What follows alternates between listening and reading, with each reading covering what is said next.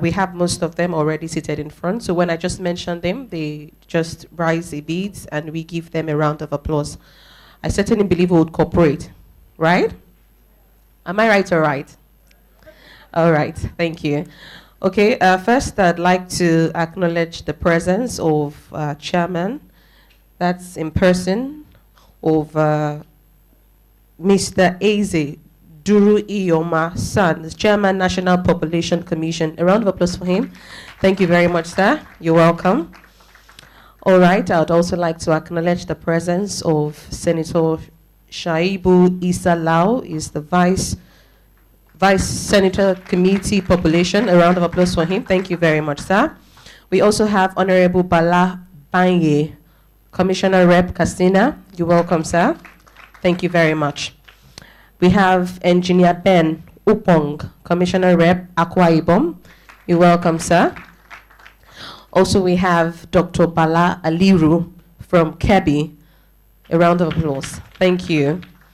We have Barrister Patricia Kupchi. Yes. Barrister Patricia Kupchi. You're welcome, ma'am, from Benue. And we have Barrister Bimbola Underige from Lagos. I'm so sorry, ma. Please help me. Udain. Wow. It's not looking Udain on this paper. I'm so sorry. You're welcome, ma. From Lagos. You're welcome. I beg your pardon. All right. I also have the privilege of recognizing the presence of Mr. Andrew Nwoba, Clerk, Senate Committee on Population. You're welcome, sir. Thank you very much. Also, I have the honor of recognizing the presence of Dr. Sylvia Adibajo, Country Director, Population Council, Nigeria. You're welcome, ma'am. Then I also have the Country Director, One Campaign, Mrs. Sarah Maka. You're welcome. Thank you very much. Then I have the Assistant Representative, UNFPA Nigeria, Mr. Osarity Adori. A round of applause for him. Thank you so very much, sir. You're welcome. Also, it gives me great pleasure to recognize the presence of the Head of Sustainability, Access Bank, Mrs. Omobolale Victor Laniyo. You're welcome, madam. Thank you so very much. All right, that's what I have for now. As I get all the names, I would do well to acknowledge special guests. But indeed, each and every one of us here are special. You're all looking good, I must confess. And of course, I want to recognize the gentlemen of the press who are here to actually take the message we are going to preach here to the world. Because without them, we just might be winking in the dark. It's important for them to take the news outside. So please, a round of applause for all the media present. Thank you so very much. All right. Just before the national anthem, I'd like us to put our phones on silence or vibration, because this is clearly a very serious gathering, so we do not want any form of distraction. So the only reason why you can pick your phone is probably ACE Initiative is calling for a donation, or you want to make some transfer to my account. That's when you should pick your phone. So we want to minimize distraction, but I want to state clearly that you would certainly get value for time. When you look at the program, you want to think, oh, it's a long day, but certainly you will get value for time. So I'd want us to be here, very attentive, and pay very close attention to all that will be discussed today. So at this point, I'd like to invite to take or sing the national anthem, actually. Please put your hands together for Owoni Koko Olalekon as it comes forward. Thank you very much. Thank you, Ma. Please can I crave our indulgence to all rise as we take this great nation's anthem. The first stanza. I'll count to 3 and then we'll all sing together. 1, 2, go. Arise, O compatriots, Nigeria's call obey, to serve our fatherland with love and strength and faith. The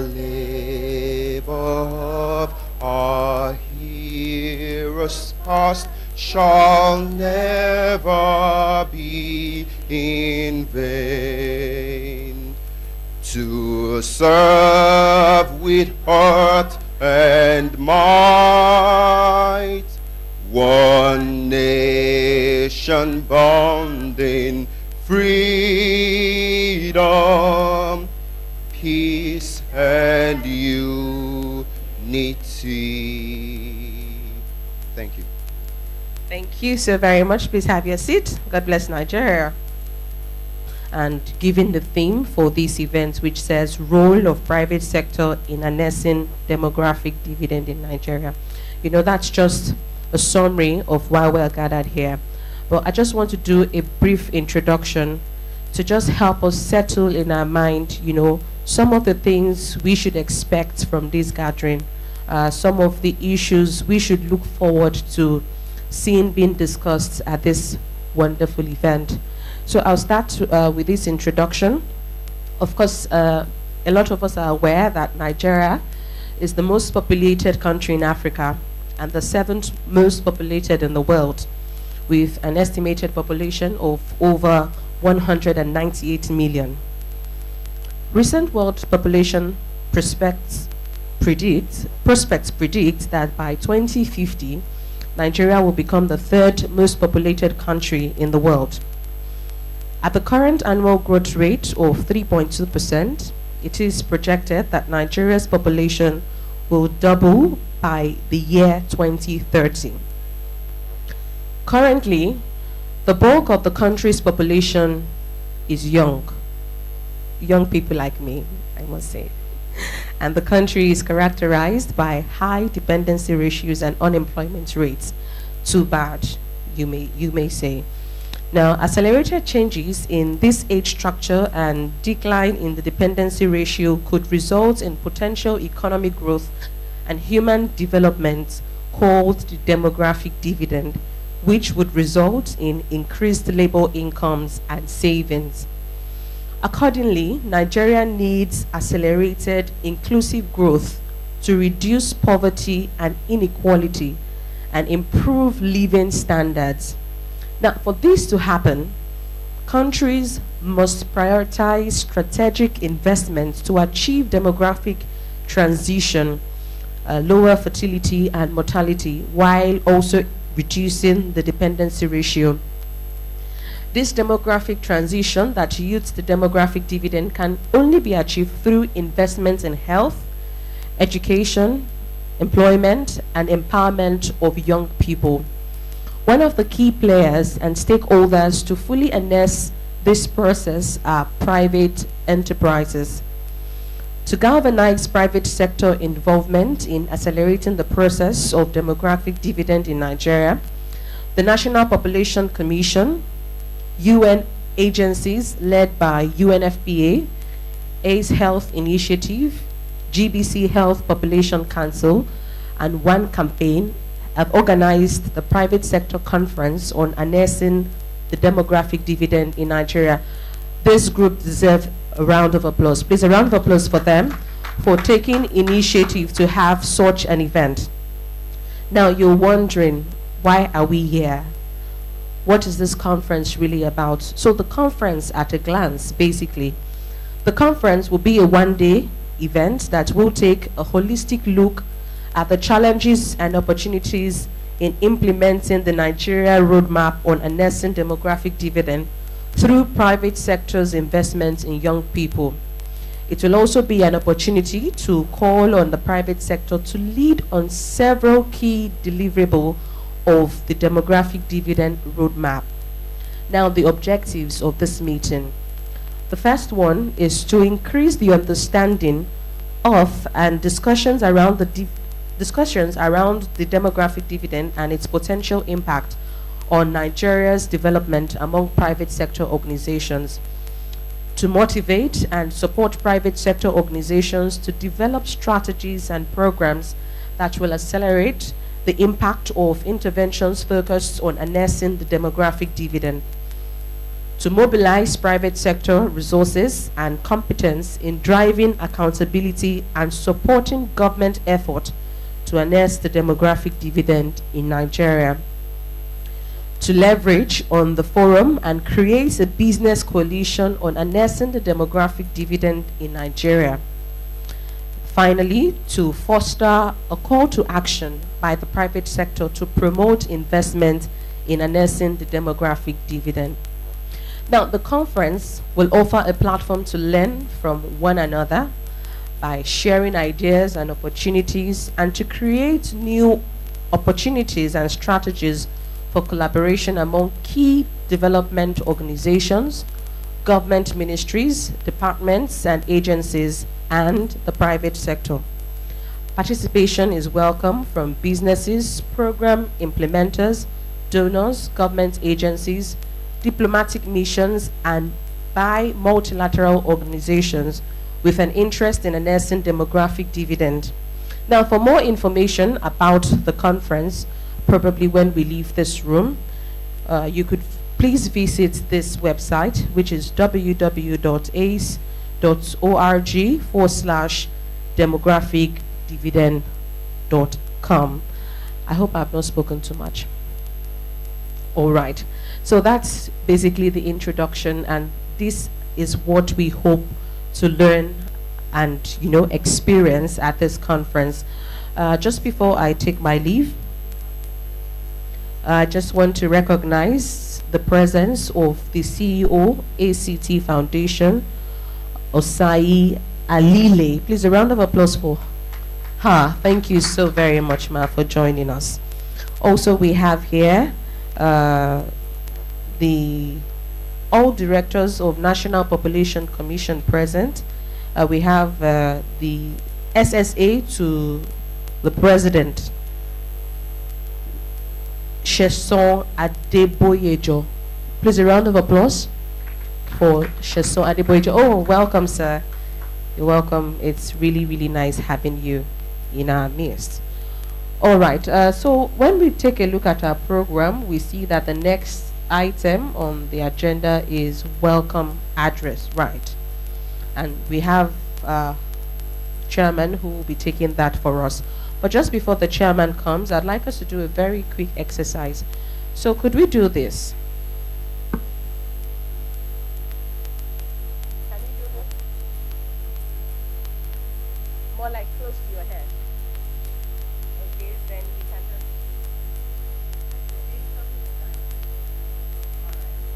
very much. So what we did literally is that we took off a lot of information we have in our heads right now, and we just laid them aside to actually absorb the information we'll be getting at this gathering. So with a round of applause, I'd like us to make welcome the Chairman, National Population Commission, Mr. Eze Duru-Iyoma, SAN. You're welcome, sir. Thank you so very much.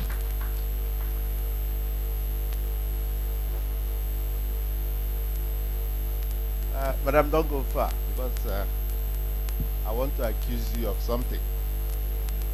She plagiarized my speech. So somebody did an expo. Well, but you made my burden light.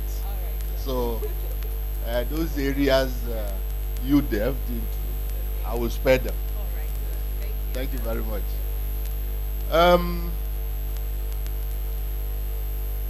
Distinguished Senator, who also is the Vice Chairman, Population Committee of the Senate, Senator Isalao.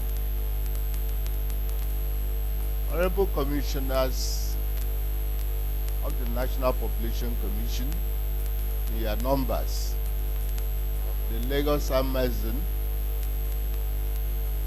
the KB Warrior, Katsina Gentleman, the Benue Survivor. Yes, she has seen so many, whatever, but she survived all of them. The recently crowned Obong of Akwa Ibom.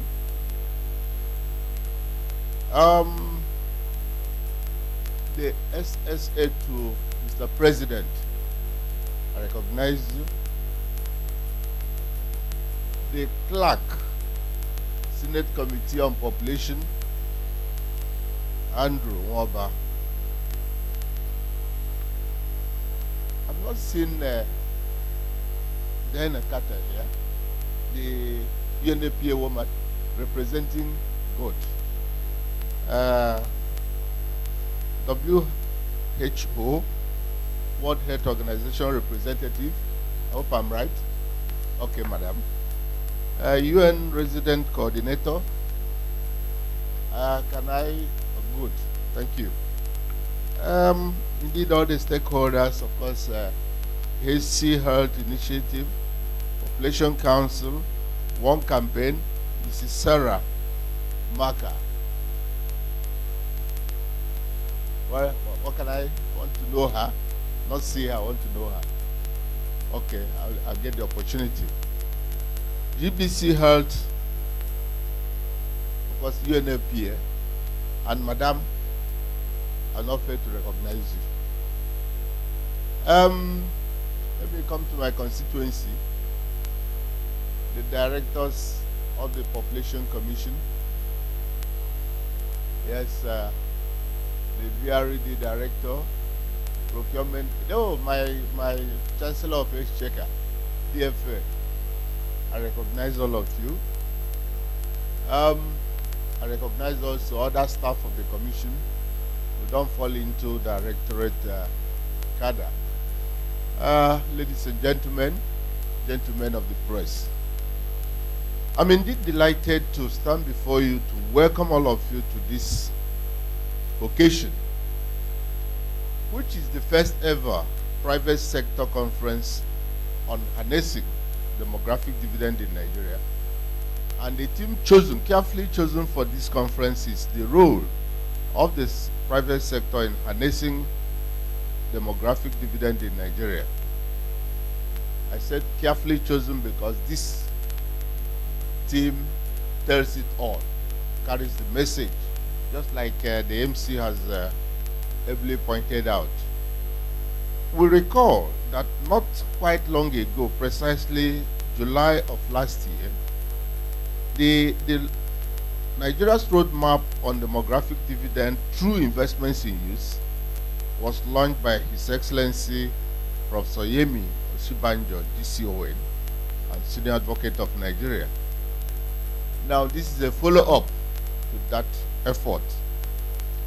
Though the Vice President is not physically here with us, I'm sure he's here with us in spirit. And therefore, I want to acknowledge his presence in spirit with us and thank him most graciously for the interest he has shown on this matter. You all will agree with me that a concept such as harnessing the demographic dividend through investment in youths is a bold and innovative one, and therefore requires high-level government participation. So the commitment and the involvement of Mr. Vice President to this matter or to this issue is a reassurance that government, in fact, is interested in this matter.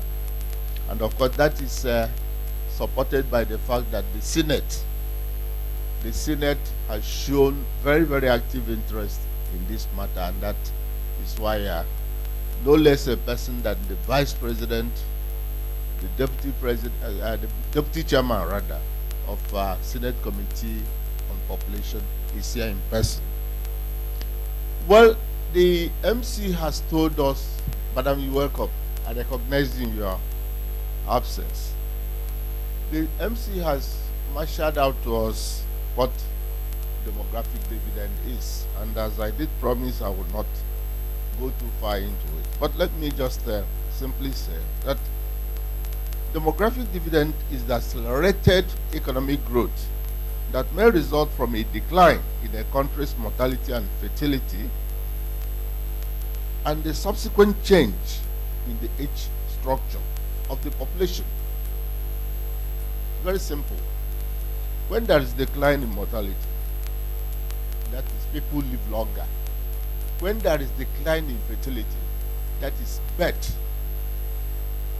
is not as rampant as it ought to have been. Now, this definitely will affect the age structure. Now that change in age structure is what we refer to as demographic dividend, because it is expected that when that happens, the increase of people of working age in the population will be more than people who take away from the economy. That is an aspect of demographic dividend. Now, Nigeria must reap from this concept, but it's not a low-hanging fruit anybody can stretch out his or her hand and pluck. We must make certain efforts towards realizing it, and the efforts will definitely deal with massive strategic investment in the youths. And by youth, we're talking about people between 18 and 35. And of course, let me share with you that they constitute 1/3 of our population as of today. And also, let me quickly point out that their significance, the significance of the youths, doesn't just lie in their numbers. No. Apart from their numbers, they are the leaders of tomorrow. And of course, drivers of present and future development trends. So we have a duty to invest on them if our future is to be guaranteed. The bulk of our population is of course young, with about half under the age of 35. But this half that is under the age of 35 is characterized by high dependency ratio and unemployment. Of course, unemployment and high dependency ratio are two sides of one coin.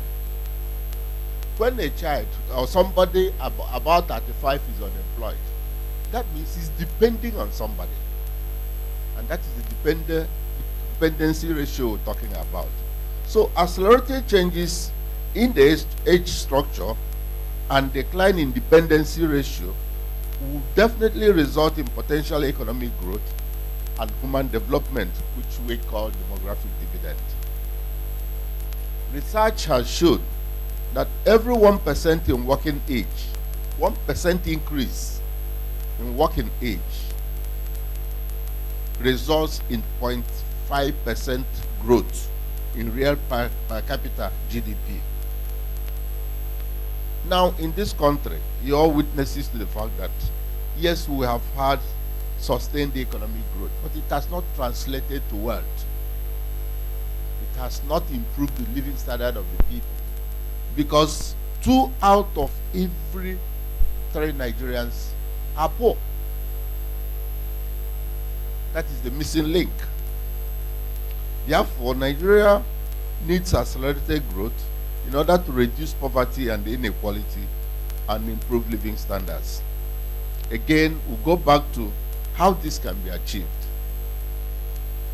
Strategic investment in order to, one, lower fertility, lower mortality, lower dependency ratio, lower consumption, and increase income, of course, which will affect savings, is of paramount importance. I promise not to repeat some of the things you had earlier on had.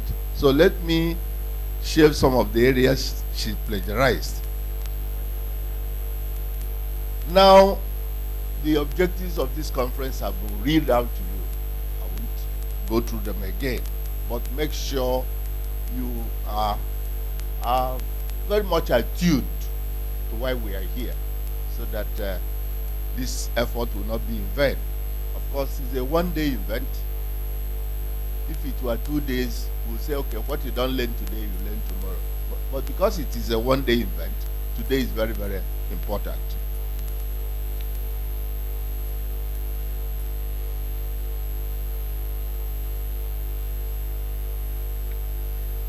Let me assure everybody gathered here that the realization of demographic dividend in line with our constitutional mandate is of paramount importance to the Commission.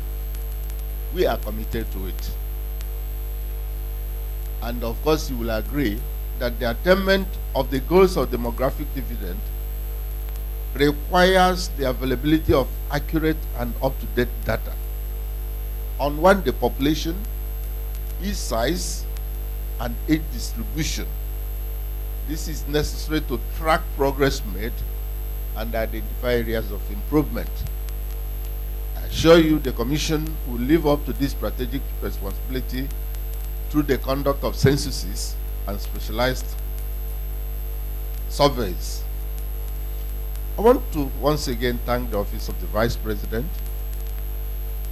the UNFPA, Healthy Health Initiative, GPC Health, Population Council, One Campaign, and WHO, World Health Organization, for their financial, technical, and logistic support towards convening this first ever private sector conference on harnessing demographic dividend in Nigeria. It is my expectation, and indeed our expectation, that this broad national and international partnership will yield the desired result, and that result, everybody knows, is harnessing the demographic dividend. I wish all of you, distinguished participants, pleasant, educative, and fruitful deliberations.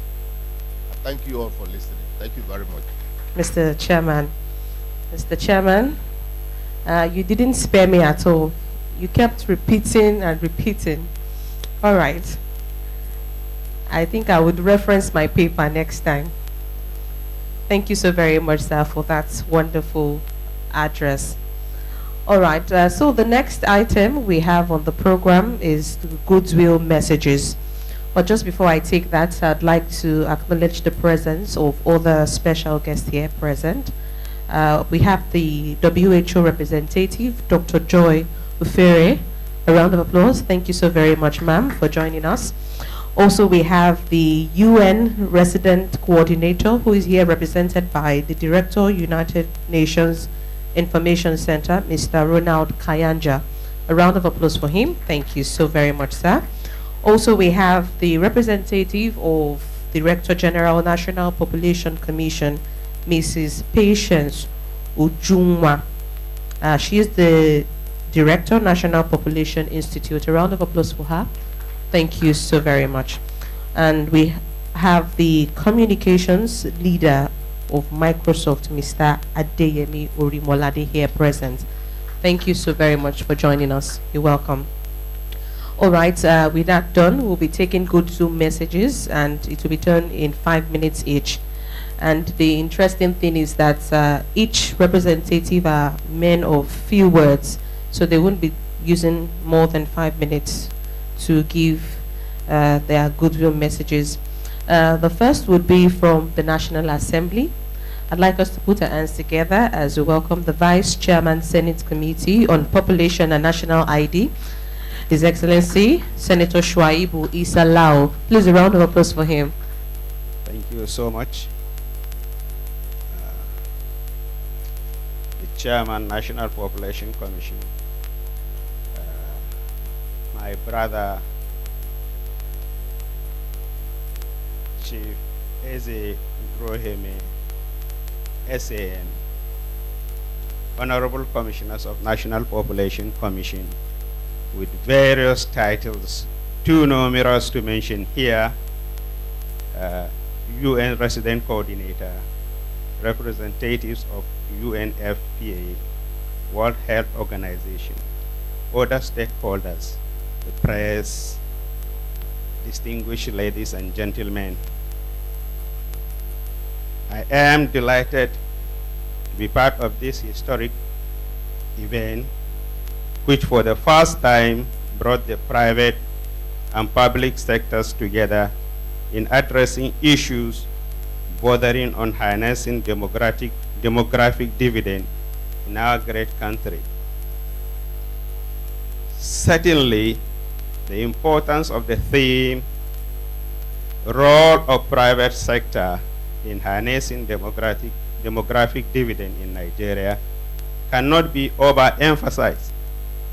As you are aware, population matters are very serious matters, as exemplified by the need for planning by government in order to achieve its developmental goals. The private sector needs accurate demographic data for meaningful planning, hence the need to put hands together with the National Population Commission, even though the National Population Commission is grossly underfunded. I therefore challenge the congregation to consider the need to compel the private and public sector to collaborate in seeing to a possible breakthrough in demographic studies, analysis, database that is urgently necessary for developmental agenda of the private and public sector. The National Assembly will put its services of lawmaking and amendment of existing statutes to allow a robust framework for the promotion, propagation of culture of cooperation and collaboration between private sector and public domain, with the National Assembly playing the fulcrum. On behalf of the National Assembly, I wish you a successful and fruitful deliberation. Thank you. God bless the Federal Republic of Nigeria.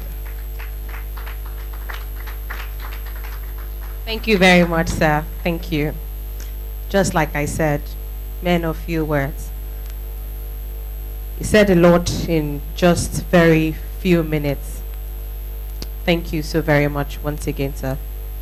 All right, from the UN agencies, we have the UN Resident Coordinator, who is here represented by the Director, United Nations Information Center, Mr. Ronald Kayanja. A round of applause for him as he comes to give the goodwill message. Thank you very much. Mr. Chairman, as we have been told, we should convert to men of few words, so allow me to observe existing protocol and go direct to the message given to me by the UN Resident Coordinator, Mr. Edward Kalon. He would have wanted to be here, but he's presently in Maiduguri. We've had the Lake Chad Basin Governors Conference in Maiduguri, so he's been unable to come, but has successfully dispatched me to this meeting to deliver his message. As you have already heard, with an estimated population of over 198 million, Nigeria is the most populated country in Africa and the 7th most populated in the world. Over 60% of this large population is young and under the age of 25.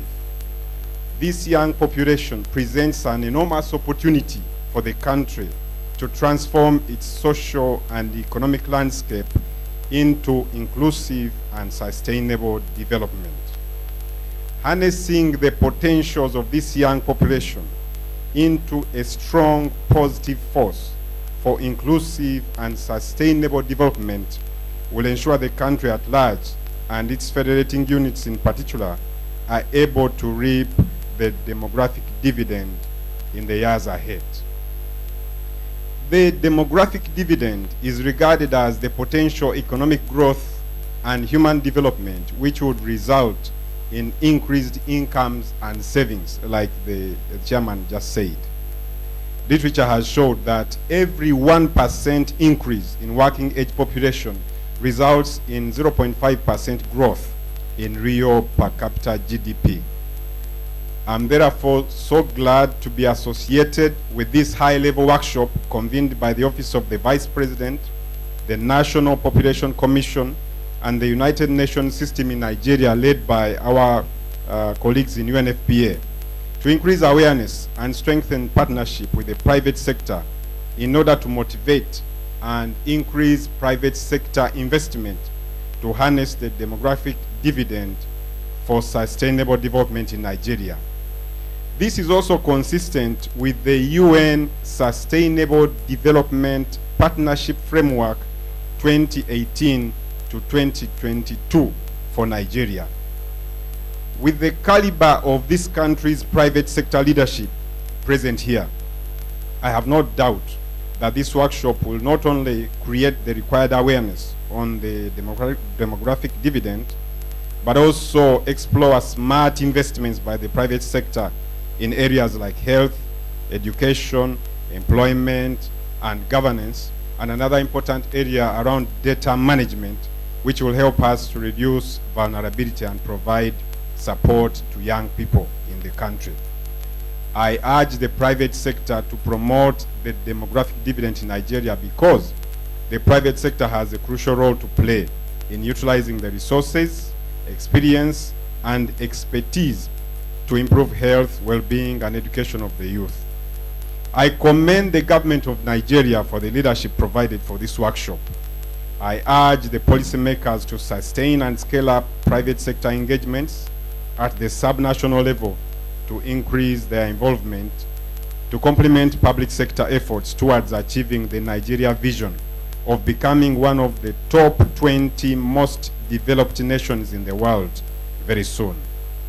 I sincerely pledge that through our agreed United Nations Sustainable Development Partnership Framework with the government of Nigeria, the UN system remains committed to strengthening capacities at federal and state government levels for the demographic dividend programming, and we would want to include the private sector.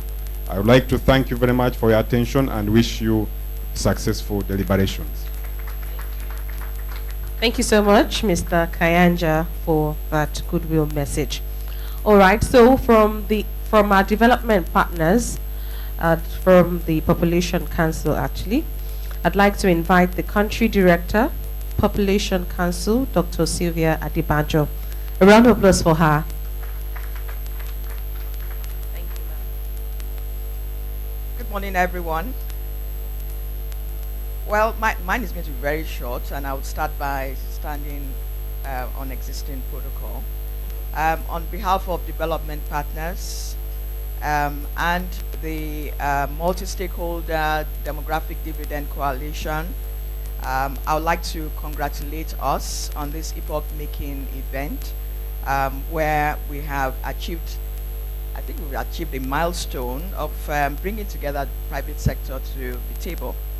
The government of Nigeria, no doubt, is trying, and so are development partners, bilateral agencies, donors, researchers, the media, and every one of us. We're all trying to achieve demographic dividend in Nigeria and harnessing all the efforts.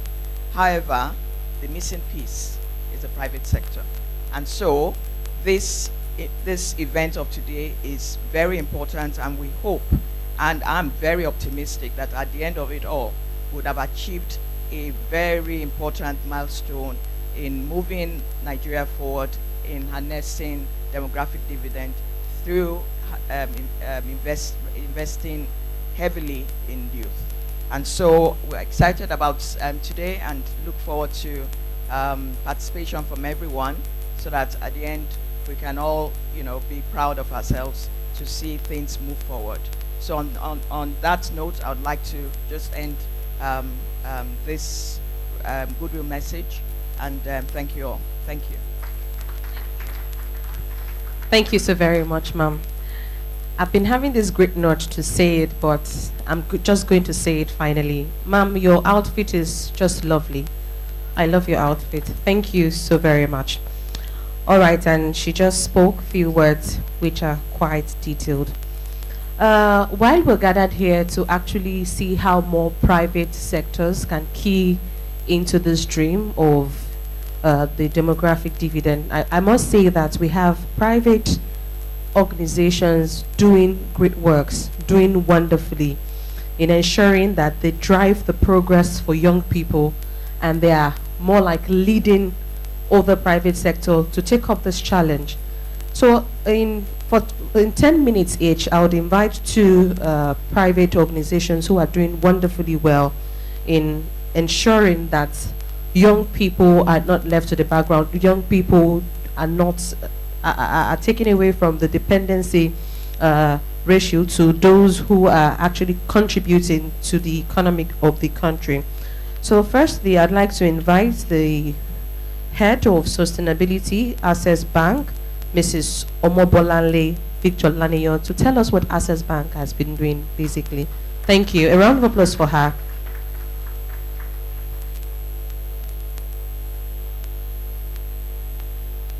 Thank you. Good morning once again, distinguished guests, ladies and gentlemen. And of course, please permit me to stand on existing protocols and allow me to kindly welcome you once again to this important forum, which is a platform for key stakeholders and the private sector to address issues around harnessing demographic dividend. I believe that the issues we'll deliberate upon today will greatly enrich our ability to boost and sustain Nigeria's economic strides, and more importantly, provide that needed impetus to place this nation at the forefront of global competition. In Nigeria, sustainable and socially conscious and responsible banking has become an integral part of society and of the financial sector. And with this, we've been able to make investment in our youth, who are the future of tomorrow, a core focus. So profits and positive credit ratings have also increased across all sectors.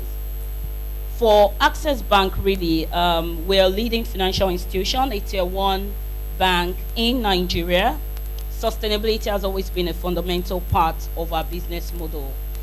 We focus on creating real value through careful implementation of our sustainability agenda, and we've incorporated this into every aspect of our business operations and relationships. At Access Bank, we believe that the wealth and strength of any nation through its youth, and that affirms that the quality of the nation's youth determines the kind of future that the nation will have. This assertion leaves Nigeria at this equilibrium of either harnessing the strength of its youthful population by empowering them for the future, or leaving them to survive by any means. While the government, and we appreciate government efforts, so we know that the government appears to be making efforts, we believe that the private sector can also contribute significantly and support the youth for productivity. So we cannot afford to ignore the potential that exists with the youth. According to the National Bureau of Statistics, 27 million Nigerian youths are unemployed, while over 70 million people were underemployed, and unemployment rate rose to 14.2%, while underemployed rates rose to 21% from the initial figure of 19.7%. These numbers are expected to rise, except there is a turnaround in the economy. So these figures show us that 2 out of every 3 Nigerians are young people, and I think that has been mentioned earlier on today. So the youths have what it takes. They have the talent to transform Africa's largest economy into an enviable country. But there are also time bombs if left to continue roaming the streets of major cities without skills and jobs. So in order for us to ensure that we support the youth, there are a couple of various initiatives which I'm sure that you're itching to hear what Access Bank is doing, that the bank has been doing to ensure that we support the youth and we are able to contribute our own quota to economic growth. For example, our 11,000 plus employees have been contributing their ideas, their skills, and their resources to address social issues in what we call our employee volunteering scheme, whilst gaining hands-on experience and fulfillment as positive role models in society. Through the scheme, we've impacted over 15,000 students in schools, 1,000 vulnerable children, 4,000 patients in hospitals, and 3,500 persons in retirement homes, prisons, and orphanages. One notable initiative is that of our conduct and compliance group, which is tagged Restoring Dignity to Public Schools. The program was aimed at delivering ultra-modern classrooms, offices, and toilet facilities to secondary schools, and it required the entire overall or adoption of the school itself. Another initiative under employee volunteering within the bank is the one focused on women empowerment by our retail operations group, wherein they launched the capacity building program with the aim to train and empower disadvantaged women across Nigeria. They also, had this rehabilitation program for street children. They worked with Chibok women in the IDP camps, widows, and victims of rape. So the school, the retail operations group partnered with Field of Skills and Dreams Academy to train these individuals in vocational, technical, and entrepreneurial activities. Another example is the group I belong to, the Corporate Communications Group. We partnered with the Junior Achievement of Nigeria on our Take Tomorrow initiative, wherein we impacted over 2,070 secondary school students across 2 states. We inspired them and engaged them in entrepreneurship, financial literacy, mentoring, and leadership. I have Osai in the room. She's the CEO of Aspire Coronation Trust Foundation. They are our partners in ensuring that we are able to reach society in a very high impact manner.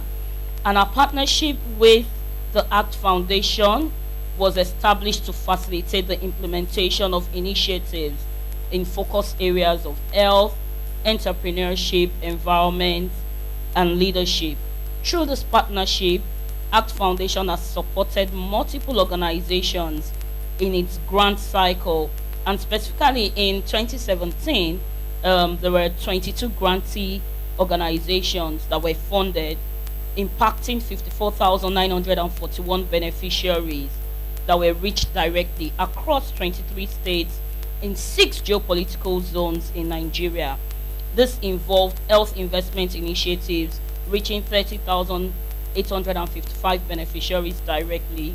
Entrepreneurship-focused initiatives reached 2,643 aspiring entrepreneur beneficiaries directly, and leadership-focused initiatives reached 948 youths directly, among other initiatives.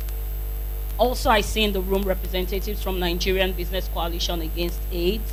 Access Bank works with the NIBUCA, and we've been partnering with them to ensure that there's zero discrimination in the workplace against those that are HIV positive on one hand, and that organizations, be you large organizations or SMEs, have your workplace policy programs to accommodate people and to accommodate the upcoming generation regardless of their status. So with NIBUCA, we've implemented various initiatives impacting, specifically in 2017, we're able to reach about 1,000 youths with education and awareness program. We also went with them and AC Health into NYSC camps to, take the message of knowing your status so that you can manage your situation and be able to live fulfilled lives into the NYSC camps. And with that particular initiative, we're able to reach over 23,000 youths. Also, we have the Malaria to Zero initiative as well. And the reason why we have this approach is that if people are not living healthy lives, then you're not able to harness anything, because it's either they're dying untimely or they're not able to live fulfilling lives. So the health aspect of the youths and the future generation, and even those of us in the working class, is very important to us in Access Bank through our Malaria to Zero initiative, which is also aimed at helping to achieve the National Malaria Elimination Program strategic objectives, and eliminating malaria in Nigeria by 2030. We've been able to impact directly 1,032,000 lives, and the initiative is just 2.5 years old. Okay, so with respect to driving female participation in the labor force, we know that if you empower a woman, you've empowered society, because women are, very important. We're very powerful. We're multi-skilled, and we're able to handle major or different things, at the same time. So we have some level of focus around women. So driving female participation in the labor force, Access Bank has continually made efforts to eliminate finance and societal stereotypes by which women were excluded from certain roles, opportunities, and privileges. So we have the Access Bank Women Network, which supports gender diversity and inclusion in the bank.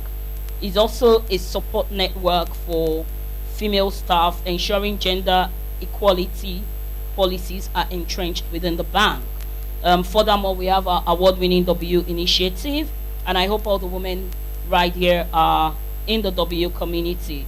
Otherwise, I'll be reaching out to you right after the meeting.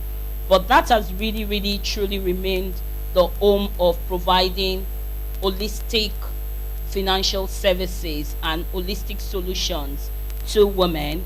Over the last 3 years, the initiative has enabled us achieve 58% growth in access to finance for women, by stimulating the growth of women-owned enterprises with up to 7.3 billion naira and 308% growth in lending to female individuals by helping them bridge financial needs as they require. I'll just quickly move on to our partnership with the NYSC, because the NYSC, again, the National Service Youth Course Scheme, is focused on youth. So what we did also was to partner with NYSC on various initiatives. So we have a long-term MOU that we've signed with NYSC. Apart from all of the infrastructural upgrade aspect, there's also the softer side of things, which speaks directly to empowering the youth at the camp and working with them to teach them other skills, like vocational skills. We also partnered with Bloom Initiative, and also with, and I'm trying to be fast, with Intel, Airtel, Udala, and Leviti Africa to drive digital and financial literacy for about 1,500 youths.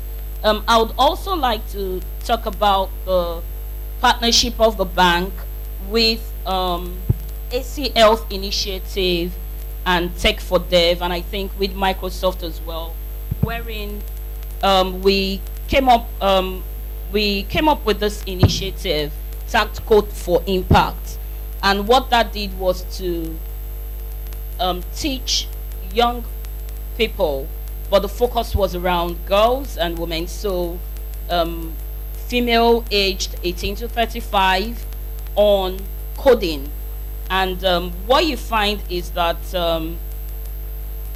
quite a number of the people that went through that program that didn't have schools, that didn't have university certifications, are today employed by organizations that are big names in that sector, organizations like Andela and Co. And they are working today coding based on the knowledge that they gained, based on the skills that they acquired.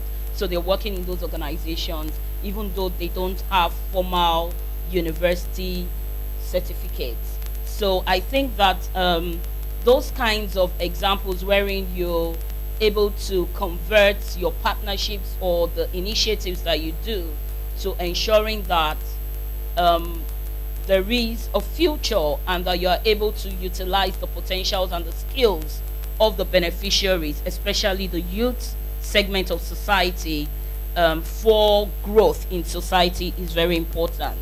At Access Bank, we are hopeful about the future of young people in Nigeria, and we are confident of the growth potentials of young people in various sectors.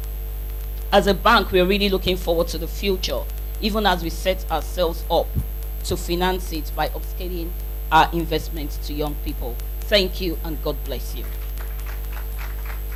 Thank you. Thank you very much, ma'am. Access Bank deserves another round of applause, please. The numbers she was calling, they're not just numbers, they are lives being affected by just one single organization. You can imagine when 5, 10, key into the same work and do more, the number of lives that will be affected will just be enormous. Well done, Access Bank. Thank you so very much for your great contribution. All right, another private sector that is doing so well in encouraging Nigerian youth who are clearly not lazy. We have the communications leader, Microsoft, Mr. Adeyemi Orimolade. A round of applause for him. Thank you very much. I know you don't talk too much, so in 5 minutes you're done. So good morning, everyone. Just like the uncle has said, I'm not somebody of many words. So based on that, I want to stand on existing protocol. And first and foremost, thank the organizers for this opportunity to come tell our story. As you may know, Microsoft is an organization founded in 1976 by Bill and Paul Allen. And we came into Nigeria some 12, 14 years ago. We have a staff strength of about 72 people. And one thing we all stand by is our mission statement, which is to empower every individual and organization on the planet to achieve more. And everything we do at Microsoft, we stand by that. Just like the representative of the Nigerian Population Commission had said, the youth population is 60% of 1.8 million. Now let's break that down. That is over or close to 119 million young people between the age bracket of 25. Trust me, Microsoft alone cannot enable those youths. Right? And I think I would really appreciate, I appreciated what you said, Ma, Access Bank lady. It is more of collaborations with organizations, public and the private sector, for us to take these unskilled young people to the next level. So I take, for example, Microsoft recently brought its global customer service support center to Nigeria. Now, you may not know how huge that is, but it tells you that, hey, somebody can call all the way from the United States and a Nigerian is picking that call and giving him a customer service based on the complaints that he has.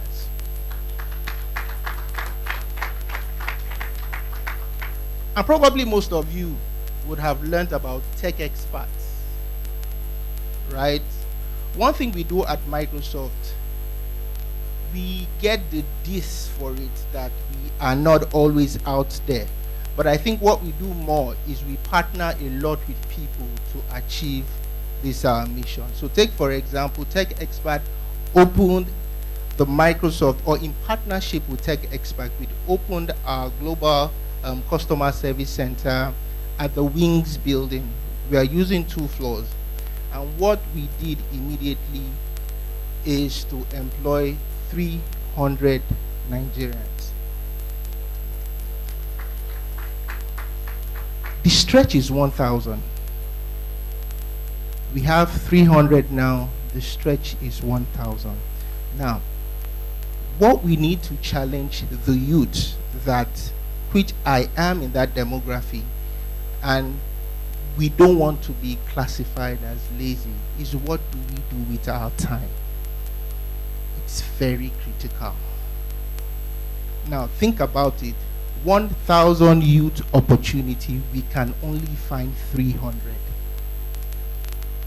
There is a gap. There is a skill gap.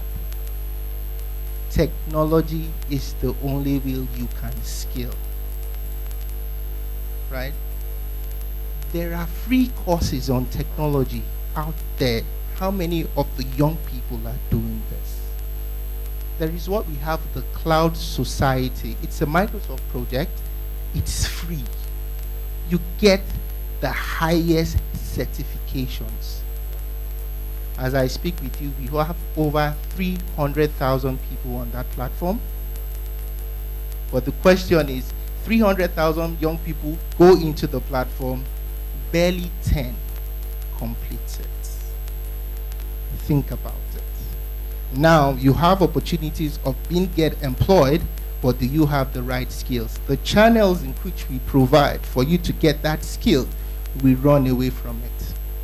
Recently, in collaboration with Tech for Dev, we announced 500,000 youths to be employed in basic digital skills.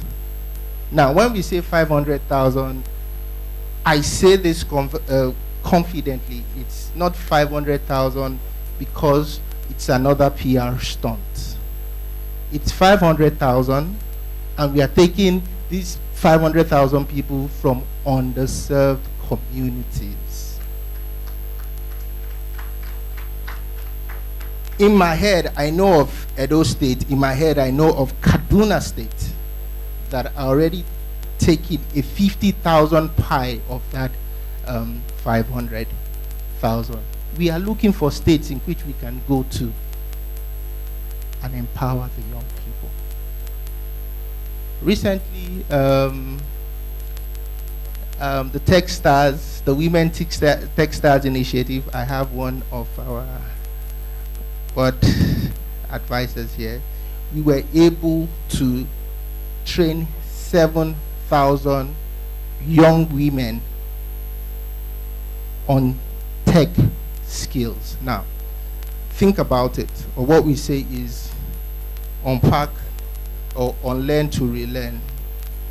Imagine a 43-year-old woman going into a classroom, maybe 5-6 weeks without a slight knowledge or no knowledge of technology. She comes out 12 weeks after she's building a website. She's coding. Trust me, that is the skills of the 21st century. We make these platforms readily available at no cost. The future is AI. The future is big data. The future is cloud computing. There is also that thought that says robots would take the human jobs. But trust me, once the robot sets in, there are other opportunities that are open. Do you have the right skill to be relevant there? As I close, as a company, our mission is to empower every individual. Now, individual means probably on your laptops, probably on your phones. Trust me, those interesting things you see on the Windows 10 platform or your Office 365, human beings write the code, not machine, and they are not spirits. In our organizations, in our organization, we have over 5,000 Nigerians working at Microsoft as engineers. Very soon, probably when you write your name, Adeyemi, Nkechi, Haruna. Now, maybe on your word, there is that line that says, this is not English. Because we have Nigerians who are very key there, are already making what we call disruptions to ensure that your Nigerian name is a valid name. All this I'm saying cannot happen if we do not have people on the ground to give that feedback. That is for individuals. As organizations, most of us use the Microsoft Word, PowerPoint, blah, blah, blah, for productivity. If you are an NGO right here, and you've not benefited from the Microsoft software donation, then I don't think you are doing yourself any good. That is another way we empower organizations. Thank you very much. I will talk soon. Thank you so very much, Mr. Orimolade. That was some thought-provoking speech there. You know, the opportunities are available, but those, just like the scripture says, the harvest is plenty, but the laborers are few. And I hope this is a challenge to every youth seated here, even though I have no idea about coding, but I think I'll try my hands and see what I can learn from there. And the information he gave about the cloud society, I'll check that up too and see how I can make impact. So, Mr. Orimolade, you say you're looking for more states to go to. Ondo State is one. You're already in Ondo State. Okay. I must say this. I must say this. I think Ondo State, I'm from Ondo State, right? Right? And we brag about, you know, we have, you know, the brains and all that. There is no initiative. Not because Yemi is there. There is no initiative that lands in Nigeria that doesn't get to Ondo State first. Why? Because the state is accommodating. Are you from Benue State? I served in Kwande local government. In Jatuoka, Umpandenena. I gotcha, you know. So I'm a real Nigerian, you know. We'll bring it on. Trust me, we'll bring it on. All, just like I said, we need, it's all collaborative. Gone are those days that is me, myself, that did it. It's collaboration. We don't mind if it's public. We don't mind if it's private. But most importantly, we do most of our things we do with non-profit organization. Tomorrow, Imagine Cup is a student initiative. Student initiative where students write codes that help solve problems in Nigeria and outside Nigeria. There are some brand names. Maybe you know GameSo, the only Nigerian company that are doing games. The founder is Abiola Olaniran. Check it out. He's the only Nigerian today that has over 20 million downloads on the Windows platform on his games. When he started, we started coaching him in the office.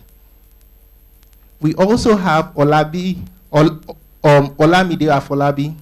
Probably you know Sonwo, Touch and Pay. These were boys from the university we identified, we have developed today, and they are multi-billion naira startups in this country. And what are they doing? They are employing these same young people that has been classified as, I'm not going to say that word, so thank you. Don't say it. A round of applause for him once again. Thank you so very much. And so it's important that you could meet Mr. Orimolade even once we're done, probably when we are on tea break, to advocate for your states, of course, and see how you can key into the programs that Microsoft is giving, and of course, how you can also key into what Access Bank is already doing. Very quickly, we want to see a short video on demographic dividend. The demographic dividend is the accelerated economic growth that can happen as the population age structure changes, together with strategic investments in health, education, economic policy, and governance. But by no means is a demographic dividend automatic. The starting point is the population structure and how many dependent children there are in relation to the older working age population. As the number of births each year declines, the young dependent population grows smaller in relation to the working age population. With more workers and fewer young people to support, a country has a window of opportunity for accelerated economic growth known as the demographic dividend. Let's take a closer look at changing population structures in two countries, Thailand and Rwanda. We are going to start with Thailand's population pyramid in 1960. Each layer of this diagram is an age group, and the width of each layer represents the proportion of the population in that age group. It looks like a pyramid because when couples have many children, more people are added each year in the younger age groups at the base of the pyramid. In 1960, more than 40% of Thailand's population was under the age of 15, and women had an average of 6 children. During the 1960s and the decades that followed, mortality rates declined, desire for smaller families increased, and investments in family planning enabled rapid declines in fertility. By the 1990s, women were having an average of 2 children each, and as a result, population growth slowed. By 2010, Thailand's population was larger, and the age structure was transformed with a smaller population of young people. This change in the age structure helped accelerate economic growth. Today, Thailand's population is dominated by working-age adults who will be part of a productive labor force for many years. Let's now turn to Rwanda, a country that has made great progress over the last decade in improving health, lowering fertility, and increasing economic growth. Like much of Africa today, Rwanda's age structure is young, with 40% of the population under the age of 15 and an average of 4 to 5 children per woman. Even with Rwanda's progress, the age structure will stay young for several decades. In 2030, if fertility continues to decline to close to 3 children per woman, 35% of Rwanda's population will be under the age of 15, a higher percentage than in any country, including Thailand, that has realized a demographic dividend. In Rwanda and in many African countries that have not made similar progress, getting from here to here requires 3 key investments. First, improve child survival. In many African countries, more than 1 of every 10 children dies before they turn 5. Improving child health services allows more children to survive and leads to couples desiring smaller families. Second, space births and prevent unintended pregnancies. Currently, more than 50% of African women who don't want to become pregnant are not using a modern method of contraception. Increased investments in family planning will prevent unintended pregnancies, leading to fewer births per woman. Third, educate girls. Throughout Africa, only 1 out of 3 girls of secondary school age is enrolled in school. But when girls stay in school, particularly through secondary level, they are more likely to delay early marriage and childbearing and have healthier families. Together, these investments lead to lower fertility and mortality and enable the population structure to change, opening a window of opportunity for accelerated economic growth. We can see how declining fertility is related to economic growth in countries around the world on our Trendalizer graph. On the left axis, we have the average number of births per woman, which we call the fertility rate, going from 0 up to about 8. On the bottom, we have the gross national income, or GNI per person, ranging from 0 over to about 40,000 US dollars. This is standardized for what a dollar can buy today in each country. The color of each bubble indicates the region. Starting with the red, we have East Asia and the Pacific. Orange is Central Asia and Europe. Yellow is for North and South America. Green is the Middle East. Light blue is for South Asia. And the dark blue is for Africa. The size of each bubble represents the population size of that country. So, bigger bubbles have bigger populations. The year is 1980, and through the middle you can see a trend. As the average births per woman declines, the income per person rises. But we see that the dark blue African countries are clustered toward the back of this trend, with higher levels of fertility and lower levels of income. Let's look at a few of these countries. In 1980, fertility in these countries ranged between about 5 and 8 children per woman. Income was between 200 and 2,000 US dollars per person. Although we are only focusing on a few countries, this represents the range of the majority of African countries in terms of fertility and income in 1980. Let's bring back the rest of the countries and see what has happened since 1980. You can see the trend over time, that countries are lowering fertility as they move down on the graph, and at the same time, income per person is increasing as they move toward the right. When we come to 2010, the world is a very different place. We see that the African countries have made a lot of progress, though many are still clustered toward the back of this pack. But a few African countries have made strong progress in both lowering fertility and increasing income per capita. So let's go back and look at two of those, Botswana and Tunisia, to see what happened over time. In 1980 in Botswana, women had an average of 6 children each, and the income per person was almost 1,600 US dollars. In Tunisia, fertility was slightly lower, just below 6 children per woman, and income was slightly higher, almost 1,900 US dollars per person. Let's see how things have changed. You see, income increased right away in Botswana, and although there are some bumps along the way, fertility is falling very rapidly in both countries.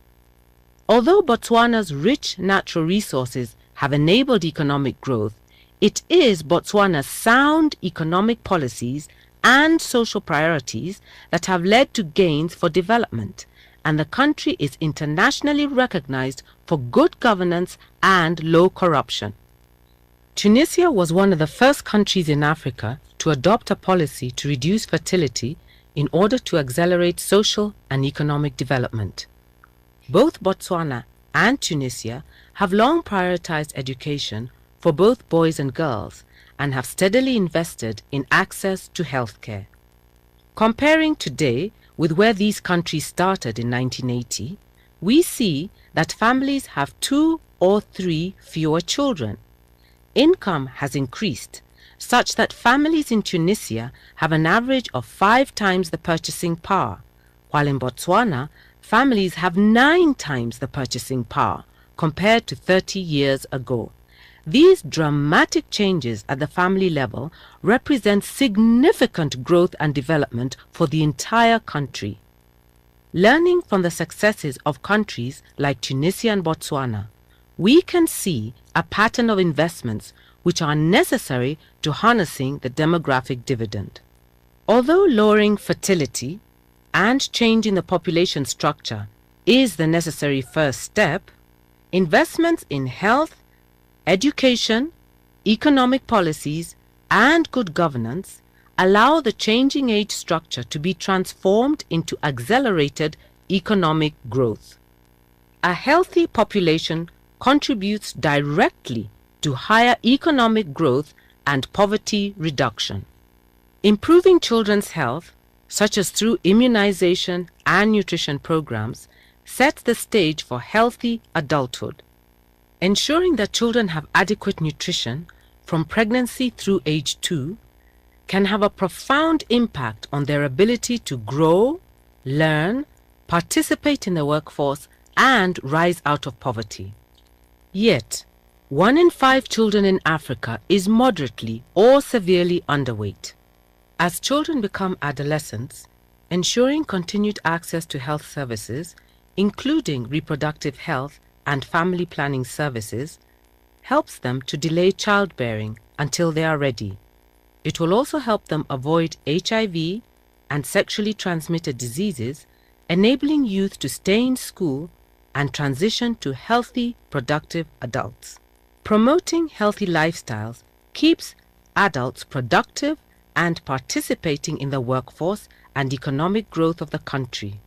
At the same time, investments in education are critical to seizing the opportunity of a healthy workforce. Investments in schooling and expansion of secondary education will ensure that a country has a skilled workforce for future economic growth. Right now, many countries struggle to provide quality primary schooling. But as a population growth slows, many African countries will have more resources per child for education. Governments must seize this opportunity by expanding access to education. Educational systems must also be responsive to the labor needs of an expanding economy. These investments in education can have quick returns for individuals and families. Each year of schooling is associated with an increase in wages of up to 10% or more. And improving the education of young people today means a higher quality workforce in the future. With additional training and skills, young people will be equipped to compete in the global economy. Yet, dramatic variation in secondary school enrollment across Africa suggests uneven opportunities for achieving a dividend. In West Africa, only 27% of secondary school-age girls and 37% of boys are enrolled in school. But in Southern Africa, 92% of girls and 88% of boys are enrolled. Improving secondary school enrollment, especially for girls, will accelerate progress towards the dividend. But to fully realize the benefits of the investments in health and education, they must be accompanied by supportive economic policies that create jobs for today's large population of youth and harness the power of the age structure transformation. With fewer children and higher levels of education, more women can transition to paid and higher skilled jobs. Sound economic policies will increase meaningful employment by fostering growth in the skilled workforce. Governments must shift economic priorities into sectors that can absorb today's youth, such as manufacturing, service, and technology. Governments must ensure that women and men have equal opportunity and skills for the workforce. Sound economic policies also promote free trade and open markets, attract foreign and domestic investment, and help grow the private sector. And there must be attention to fostering personal savings and expanding access to economic opportunities for rural and poor communities through microfinance and targeted programs. Finally, good governance practices, including rule of law, stability and security, efficiency and accountability, along with strong and transparent institutions, are essential to harnessing the demographic dividend. Indeed, good governance is a vital ingredient that turns the wheels of progress and engages the power of the demographic dividend. Each of these areas of investment contributes to transforming the possibility of a demographic dividend into the reality of accelerated economic growth. It starts with a change in the population age structure, which hinges on lowering fertility through access to voluntary family planning, improved child health and education.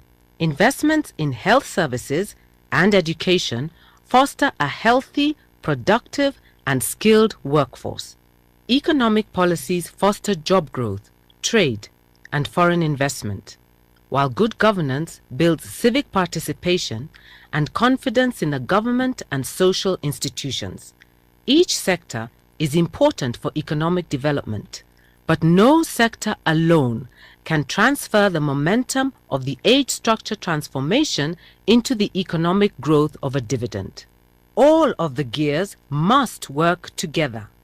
As each component fits into place, the gears begin to turn and engage, pushing the nation forward to the promise of accelerated development and prosperity by harnessing a demographic dividend.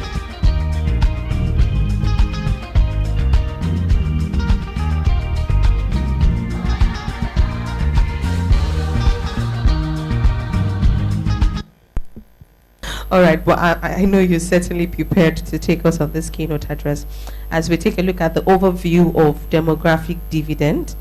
And to take us through that is the UNFPA country representative, Nigeria, who is here represented by the assistant country rep. Please put your hands together for Mr. Adoring Osarity. Thank you, sir. Thank you very much, ma'am. I will start on the existing protocol. My chairman is stepped out. My chairman is my chairman indeed, because he lent me to the UNFPA. I worked in National Population Commission for a number of years. I was just going to say that the video has also plagiarized my presentation. But the good thing is that it's not my presentation. It's actually the presentation of my country representative, Dr. Dian Keita, who is away and has asked me, yes, his partner, asked me to make this presentation. This is actually supposed to set the tune for the discussion and the panel discussions that we are going to have after. And so most of the things that we are going to hear now, I'll try not to bore you. Some of them have already been said, but let's put them in context so that when we begin to discuss, when we begin to discuss, we'll have be able to put this in context. Private sector. Okay. Role of private sector in harnessing demographic dividend in Nigeria. This is the first ever private sector conference. Okay. Okay.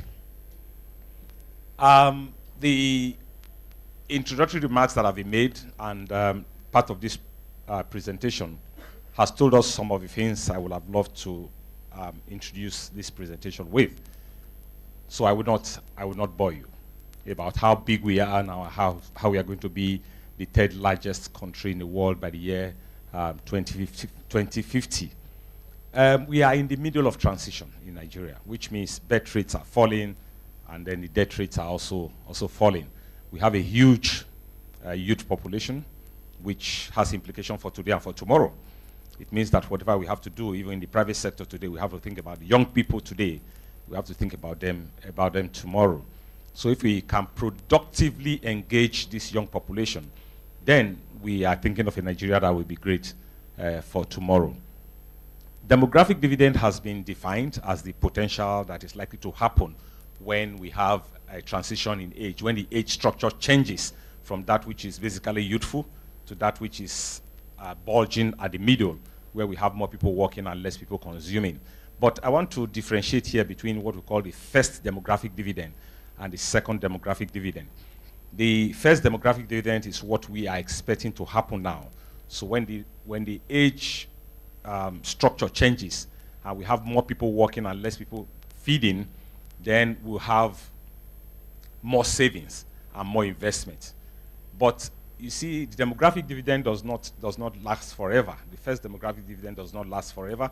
The window for Nigeria has already opened since the year 2003, which is a tragedy because we didn't know. And it's going to be for the next 50 years. And after then, this population that is working will become old. And if they become old and certain things does not happen, then we are back to where we started from. And for that to be able to happen, then we must think about the second demographic dividend, which means these people that are working now, when they become old, they must have had some savings, enough savings, because they are going to have fewer children, they are going to be more skilled, they are going to earn more, and they're going to make more savings. So when they grow older, their savings will begin to work for them. But if we have an environment where we are not encouraged to save, if we have an environment where we are not able to put some investment in place, when we become old, we would have to depend on our children. But remember that because of the first dividend, we have not been able to have many children. Okay? So we have 2 children or 1 or so, and when you depend on them, that the children also are trying to feed themselves, then we are back to poverty. So we must think about the second demographic dividend even as we are going. But one thing that was not said in the video is that demographic dividend is not automatic. It's not. You have to plan for it. Somebody said the best way to predict the future is to create it. Who said so? Tomorrow cannot wait. So you have to create the kind of population structure that you want to work for you in the country. I'm going to talk about the Asian tigers. But before I do that, let me tell you that the whole idea about demographic dividend was accidental in the first instance. It happened in the first, during the Industrial Revolution in Europe. The name demographic dividend came after the result. You know, in those days, if you are a student of history, when there was Industrial Revolution, suddenly people started to go out of agric to go into the industry. In the morning, they go to work, and they come back in the evening. When they come back in the evening, they are tired. The next morning, they have to go, unlike the farming situation where they used to have, where they have a lot of time. So they started to have less babies. Not by contraception, but because of the economic environment that came about as a result of the Industrial Revolution. And so family sizes started to shrink. People started to have less children. The population started to take a particular shape. And after then, demographers, sociologists, they started to think that there's a particular population structure that is amenable to development. And so some people in the world started to think about how do we now structure the population in such a way that we have good dividend. And the first countries to take advantage of it are the highly developed economies of Asia of today: Hong Kong, Singapore, South Korea, Japan, and so on and so forth. They were the first to take advantage of it. They were the first to complete the transition from high fertility to low fertility, from high mortality to low mortality. They are the countries. So you've seen this during the presentation. This is what we call the population pyramid.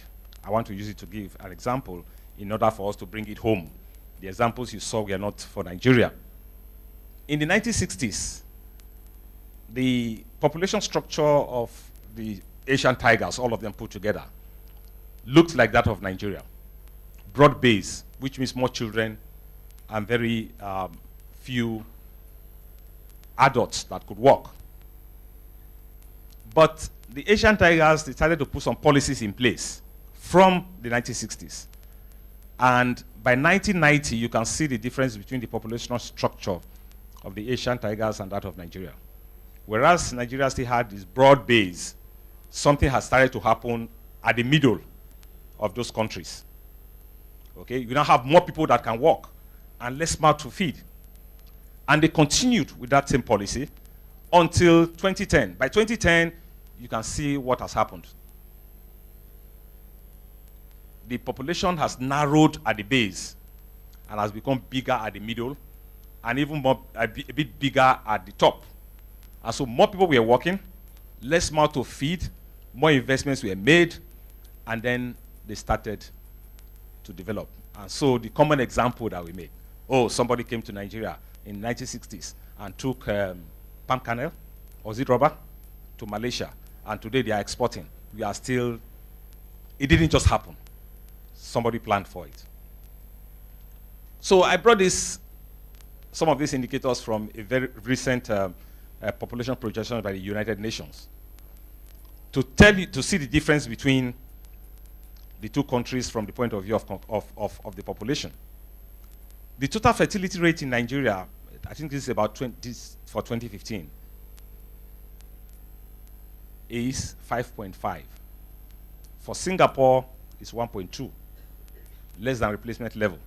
For Thailand, for all the countries in Asia, or what we call the Asia Tigers, is less than replacement level. At the same time, the infant mortality rate had decreased in all of these countries. It's only in Nigeria that you still have 69 children dying out of every 1,000 that is born.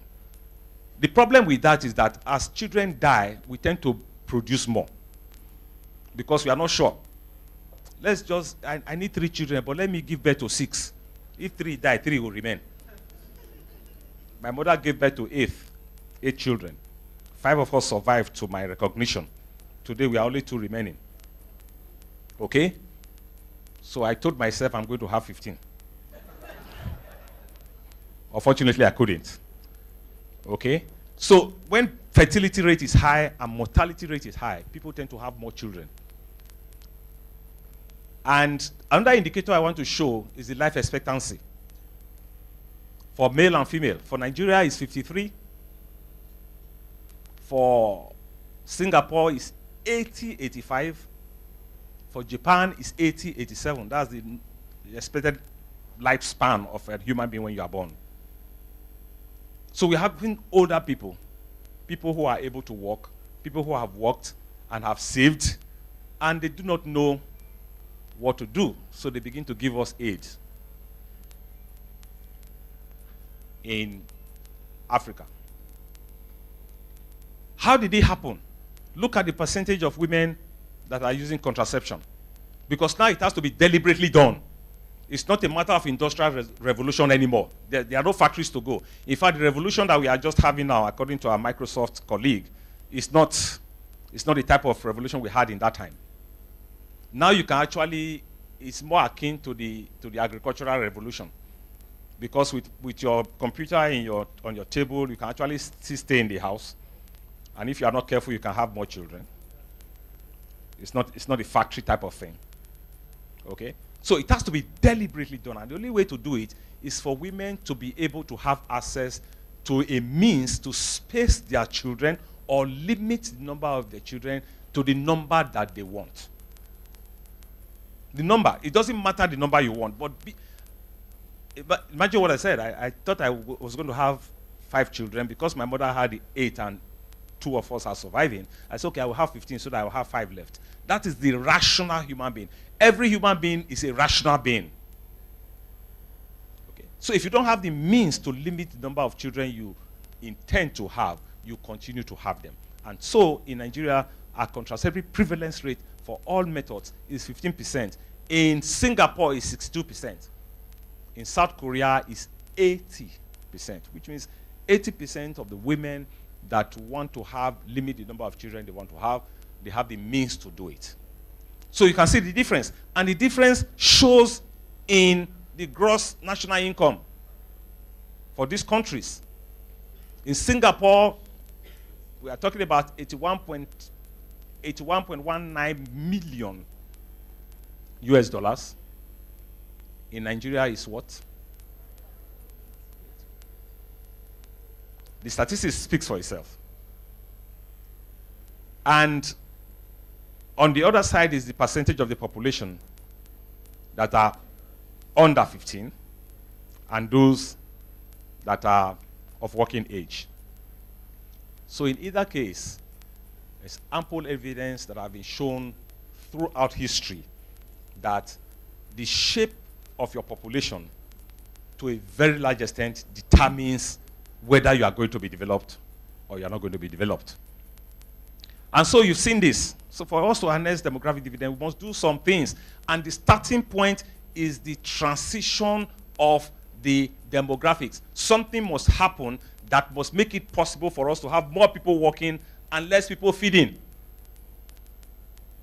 Something must happen. I don't want to ask by show of hand how many people you feed with your salary now in Nigeria. Okay. And for that, for the basis for the demographic dividend is the transition in the population structure. And it starts by some form of family planning, not family control, not birth control, but some planning of some sort. At least that's what UNFPA stands for. Nobody is saying that you must have 4 children or 2 or 1.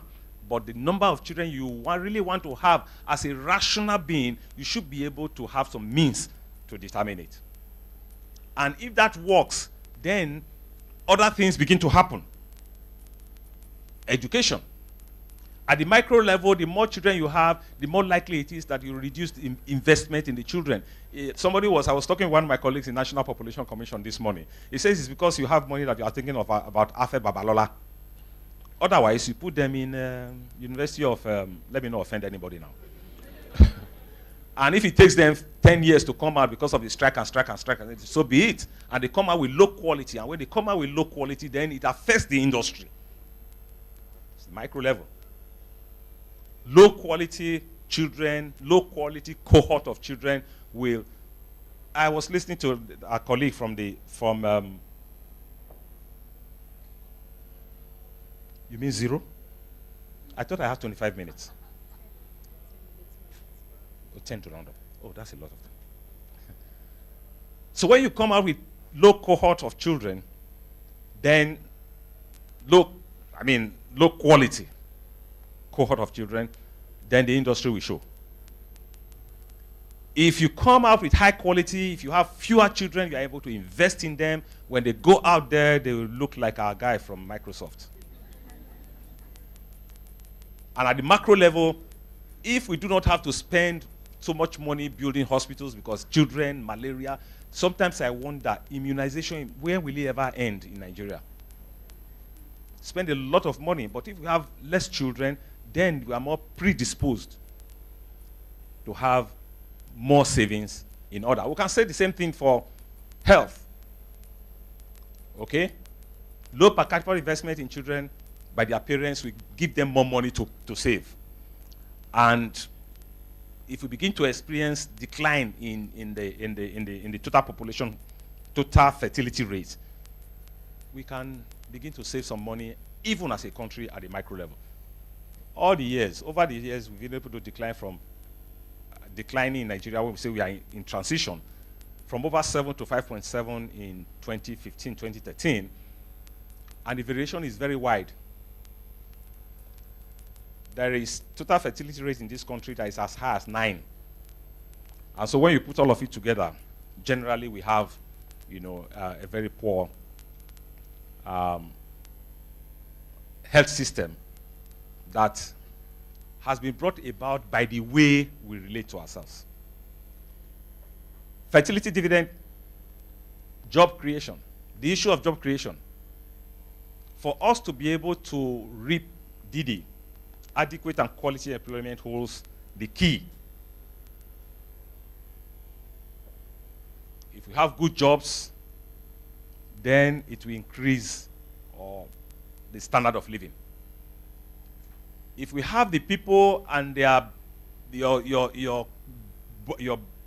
belly side is becoming big from the point of view of the pyramid that we saw, and there is no job for them, is doom. These children, when they come out, they have a lot of energy. If you don't engage them, they will spring like the Arabs. They will spring like Boko Haram. So, you see, all of these things must work together. And the level of employment today in Nigeria is not encouraging, even for the number of youths that we have now. unemployment and underemployment rate in Nigeria is really, really high. And over the years, it has not, as a matter of fact, it's becoming higher and higher. This is the statistics from 2010 to 2015 in Q1. You can see that unemployment and underemployment has actually increased over the years. Same with migration. People are moving. They are taking the risk of crossing oceans and crossing deserts and moving. It's a double-edged thing. If you have quality people that they are moving outside of the country, it can come back by way of remittances, which can help us. Okay? But if they are moving and they are not bringing back remittances and they have to move, then we have the issue of brain drain. All the quality people are gone and there are no specialists to work in our hospitals. Somebody said he went to an hospital in America and every doctor there was a Nigerian. Sad commentary. Savings. This has been explained very well in the video that we saw. When there's a huge bulge, there's decrease in dependency ratio, there's increased investment, there's surplus. And we must have policies that discourages extravagant spending. We are a bit extravagant in this country. Such policies like the one we had that didn't work at some point, when you go to parties and you throw and no respect for a naira, you know, such things, some people should go to jail for some things that we do, that we think is enjoyment. Yeah, we must discourage that. Domestic saving must be encouraged. Policies that encourages us to save in our country instead of saving in Dubai. Investing in our country instead of investing in Dubai must happen. For it to happen, good governance, accountability. I don't know how to say this, but I'm sure you understand. Investors' confidence must be, I admire Microsoft, that they are able to do some things in these countries. People have started moving things to Ghana because, you know, they think that to even register a company in Nigeria, it's efficiency and accountability issues in the public sector are very important. I'm doing it very fast now because I need to, some of it you've already heard, because I need to go to the policies. Policies must start from reducing the fertility level. There must be sustained investment in human capital, education, and health. If the people are not healthy, even if they are educated, they cannot work. If they are healthy and they are not educated, human capital must be. Uneducated worker can typically will engage in low productivity. Health and education must be our priority in this country. Education and health, economic policy, government policies that lead to stable macroeconomic conditions. You should be able to predict when you are going into a business that this is what is going to happen. You cannot go to Ministry of Trade today and they tell you something, tomorrow you go there, they tell you a different thing. Nobody will invest under such environment. Markets, labor market flexibility and openness to trade must be some of the policies that we must be engaged in. Job markets, we must create jobs. Massive job creation. Even though some people should be encouraged to become entrepreneurs. Somebody was telling my son the other day, so why do you want to go look for a job? Go create a job for yourself. Even though I have some reservations. I said, okay, if that's what you want to do, you go ahead. But if you've never worked for anybody, it's not very likely that you can also get the discipline of working for yourself very well. Because you can sleep and say, well, it's my business after all. But if you work for somebody, you get the ethics of working. That's the point I wanted to make. What are our policies? Pension and old age. Today, we have a pension scheme that does not really favor everybody. Only those who are in paid employment have some kind of pension. Only the private sector. Some of the people who had worked in the public sector are still dying on queue trying to get their pensions, which does not do anything. So we must change some of those policies. And of course, the majority of the people are not in any pension scheme at all because they are not educated. Now, private sector. For any economy that wants to develop, the private sector is a sine qua non. They are innovative. They modify the whole method of production because they are profit-oriented. As Brett Wilson, one of the Secretary General of the National Organization or Employer, said the private sector is the base upon which social development, education, healthcare, and social security rely. So it's on the private sector that we must rely if we must move in this country. It's very important. Evidence has shown that private sector-led economies experience more rapid growth than those characterized by extensive government intervention. Where there's too much government intervention, there is usually no growth. This is the result of research over time. What can the private sector do? It can invest in family planning and reproductive health to reduce unintended pregnancies, delay and space birth, particularly among adolescents. Invest in women and girls, in service training, especially for our female employees. Private sector, please let us create more jobs. It's your role to create more jobs. Invest in survival of children. Let the ones that are alive survive.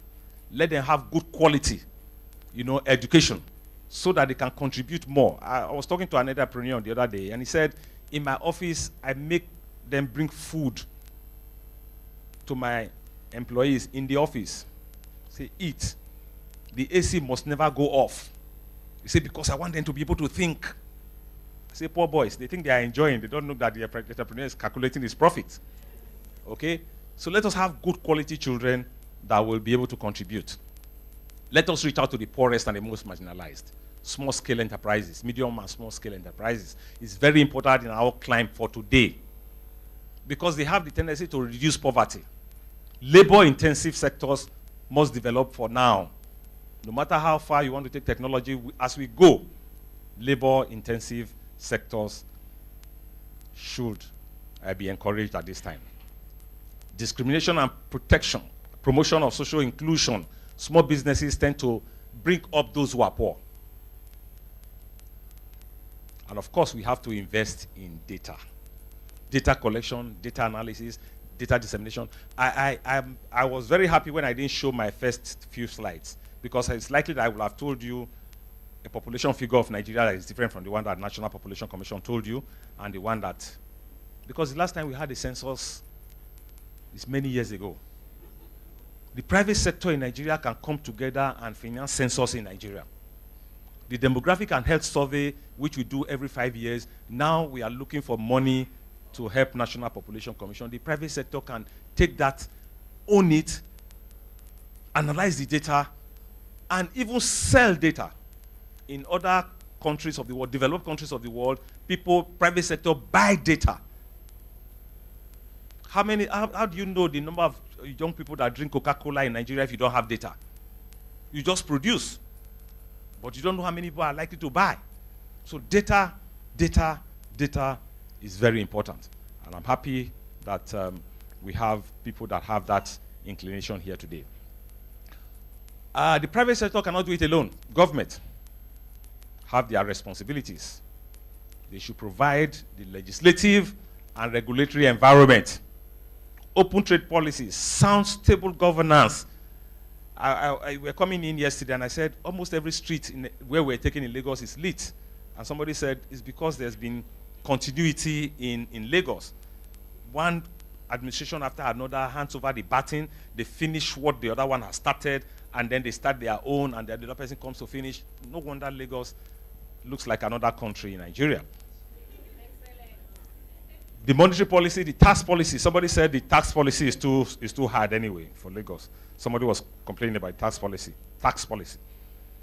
Social protection and trade, all of that government must provide this enabling environment. Let government start buying planes, or let the private sector do what they have to do, and the government should provide the enabling environment. I want to thank you very much for listening. I've done it a big fast, but I hope that when we go into the small groups, we should be able to expatiate. Thank you. So with that said, I'd like to invite to give the vote of thanks. She's representing the Director General, National Population Commission. She's also the Director, National Population Institute. Please put your hands together for Mrs. Patience Ujungwa for the vote of thanks. Thank you. Please, we could do better. You're welcome, ma'am.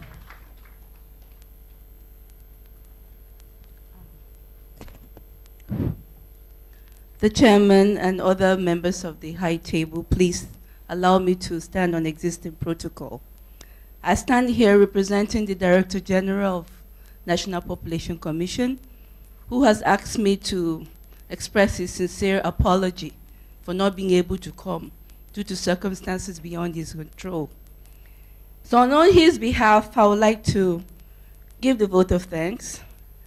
And his behalf, really, I want to first of all thank the Almighty God who has made this day possible for us.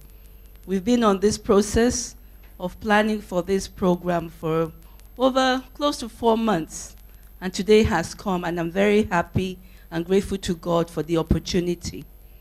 I'd also like to thank the chairman of Population Commission and the commissioners in the Population Institute Committee. They're wonderful people. God bless you all for your support, your encouragement, and your approval of this workshop to hold.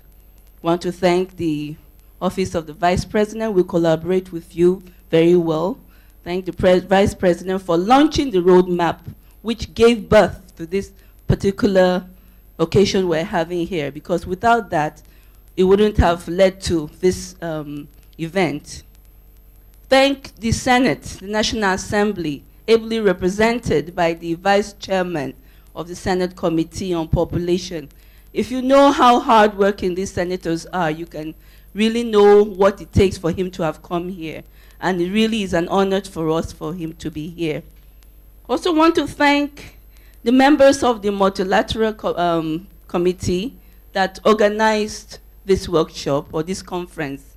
HACI, UNFPA, One Campaign, Population Council, and the private sector, Microsoft, Access Bank, and the other private sectors who are all here. Want to thank the participants who actually did come for this conference. It's not easy to invite people for an occasion and they show. So we're very grateful. Our colleagues who are from Abuja and from other places in Nigeria, thank you so much. God will bless every one of us and make sure we read demographic dividend. Members of the media, God bless you all. I hope you will give us a positive media response and try to carry the campaigning of demographic dividend has to really come on board, because it's not just for us to be here to talk about it and nothing comes out of it. The media has to play its role by, giving more audience and more information on DD. And on this note, on behalf of the DG of National Population Commission, thank you so much. When we are going back to our respective homes, offices, anywhere we come from, may God lead us. All right, so like I said earlier, it's just a tea break for 15 minutes. We are not expected to go home yet. We have other important programs which will be shorter than this morning session, I can guarantee. And you don't want to miss out of the panel session and of course the breakout session. The first panel is focused on education, employment and entrepreneurship as a tool for economic development, while the second panel would be looking at improving health for economic growth. And I'm pleased to inform you that each of the sessions have very seasoned panelists who will be doing justice to this topic I just highlighted. So right about now, we'll be going straight into the first panel session, education, employment, and entrepreneurship as a tool for economic development. The moderator for this panel is an international published author, and of course, he belongs to an organization that has the goal of inspiring 1 billion champions by 2026. Please, I'd like us to put our hands together as we make welcome the project director for CHAMP, Mr. Abiola Salami. Please take over. Mr. Abiola Salami, a round of applause for him. Thank you. So we'll be taking over from here. And the panel would be for 15 minutes. 15 minutes panel session. The first panel session will be over. Then after that, we go into the second session. So, good afternoon. Good afternoon, ladies and gentlemen. Okay, I wanted to be sure no one is keeping malice with me, so I will attempt it one more time. Good afternoon, ladies and gentlemen. Okay, so the panel session we are getting into now will be exploring the impact of targeted interventions in the areas of education, employment, and entrepreneurship, 3 areas. And we'll see how investing into those areas will help us to harness the discussion we're having today, DD, that's what I call it, demographic dividend. The panel will provide information and key learning that could inform areas of private sector investment and partnerships, and a better understanding of the demographic dividend that will arise from such investments. And I'll be calling on 5 people will be joining me for this panel session. And first is Anita Okemini, who is the Policy Director for Rural Development and Inclusive Growth at the One Campaign. Please put your hands together for Anita Okemini.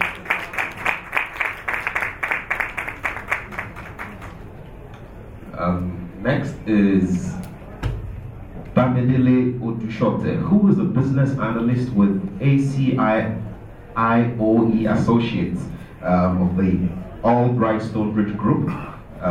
Bamidele is an economist, has strengths and knowledge and experience lie in strategy, business development, and human resource management. Please put your hands together for Bamidele.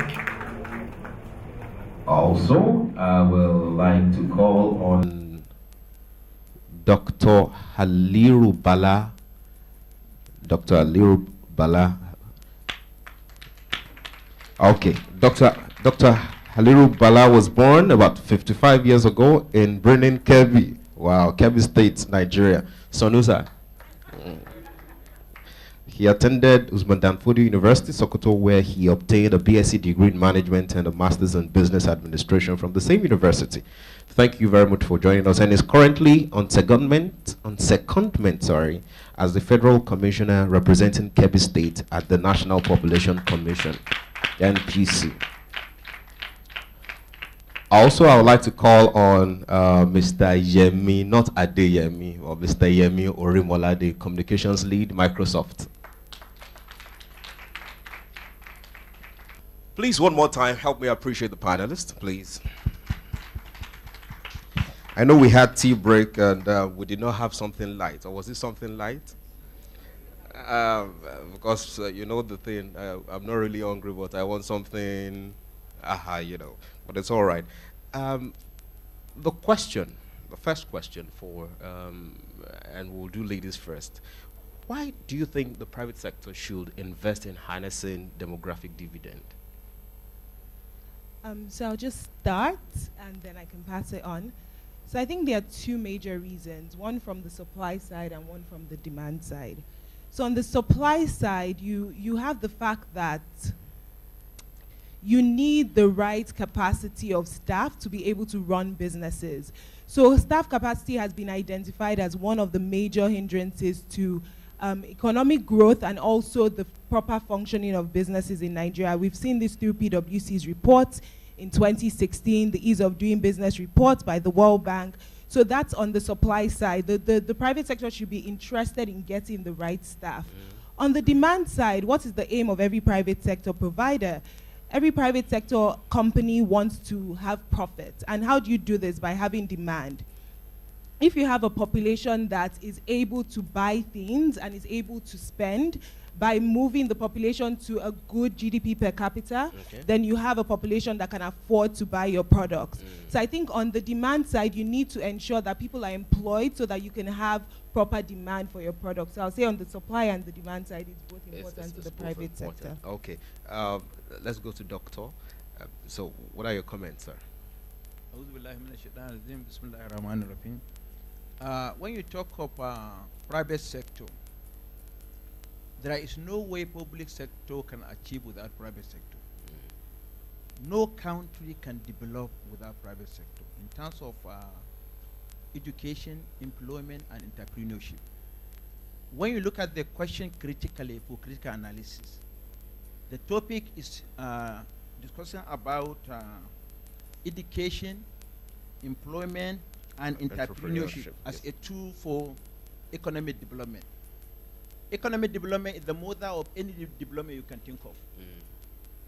So the variables there are, we have independent variables and dependent variables. Education, employment, and entrepreneurship, they are independent variables depending on economic development. So economic development can give room for employment. Economic development can help for education, development in terms of education and entrepreneurship. When you talk of public sector needs private sector in order to develop our country in terms of economic development, which can help demographic dividends. So it is very, very important. Okay, sir. Thank you. Thank you very much, sir. Thank you. Now, this is how we do this. After each panelist gives a comment, you know, it's good that we appreciate them. Is that okay? Is that a good thing for us to do? Don't worry, something heavy is coming after the something light that you have, so not to worry, you'll be fine. So can you please appreciate Dr. Verbi? Thank you. Yes, sir, Mr. Yemi, not Adeyemi. Yes. So everything that my fellow panelists had said with regards to be it demand supply or how it is crucial for private sector to invest in demographic dividend. Trust me. I think the way I would spin it around is that most times organizations try to be selfish. Selfish in terms, I was having this conversation during the networking session. Organizations just want to use the little they do and make so much noise about it.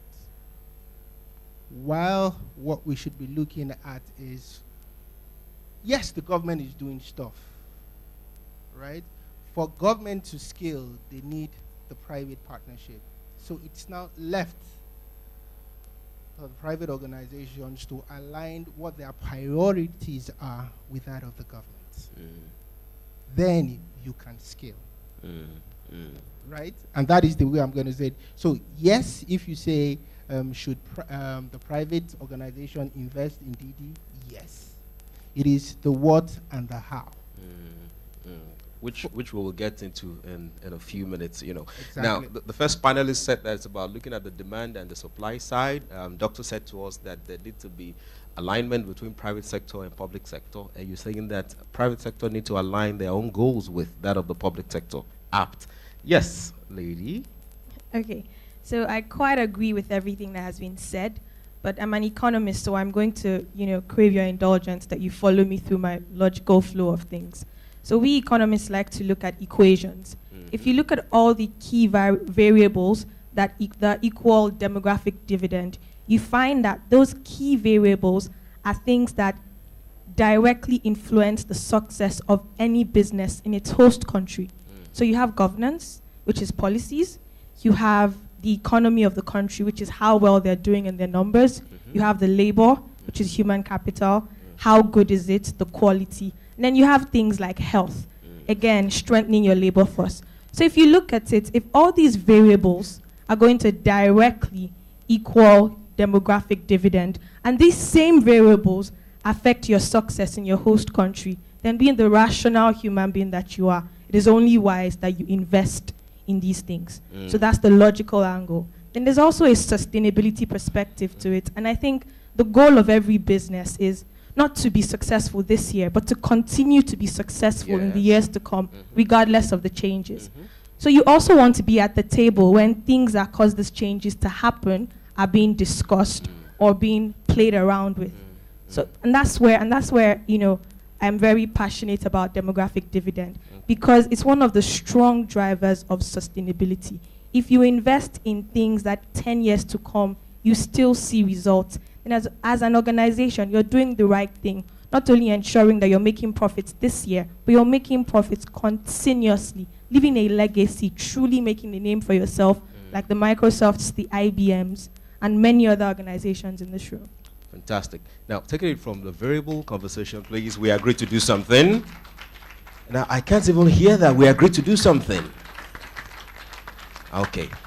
Thank you. Still doing ladies first for the next comment. Now, looking at variables, looking at sustainability as well, like you mentioned, what are those opportunities available where private sectors can invest in regarding entrepreneurship and employment? You know, how can we accelerate growth through entrepreneurship and employment opportunities? Do I start? Yes. Okay.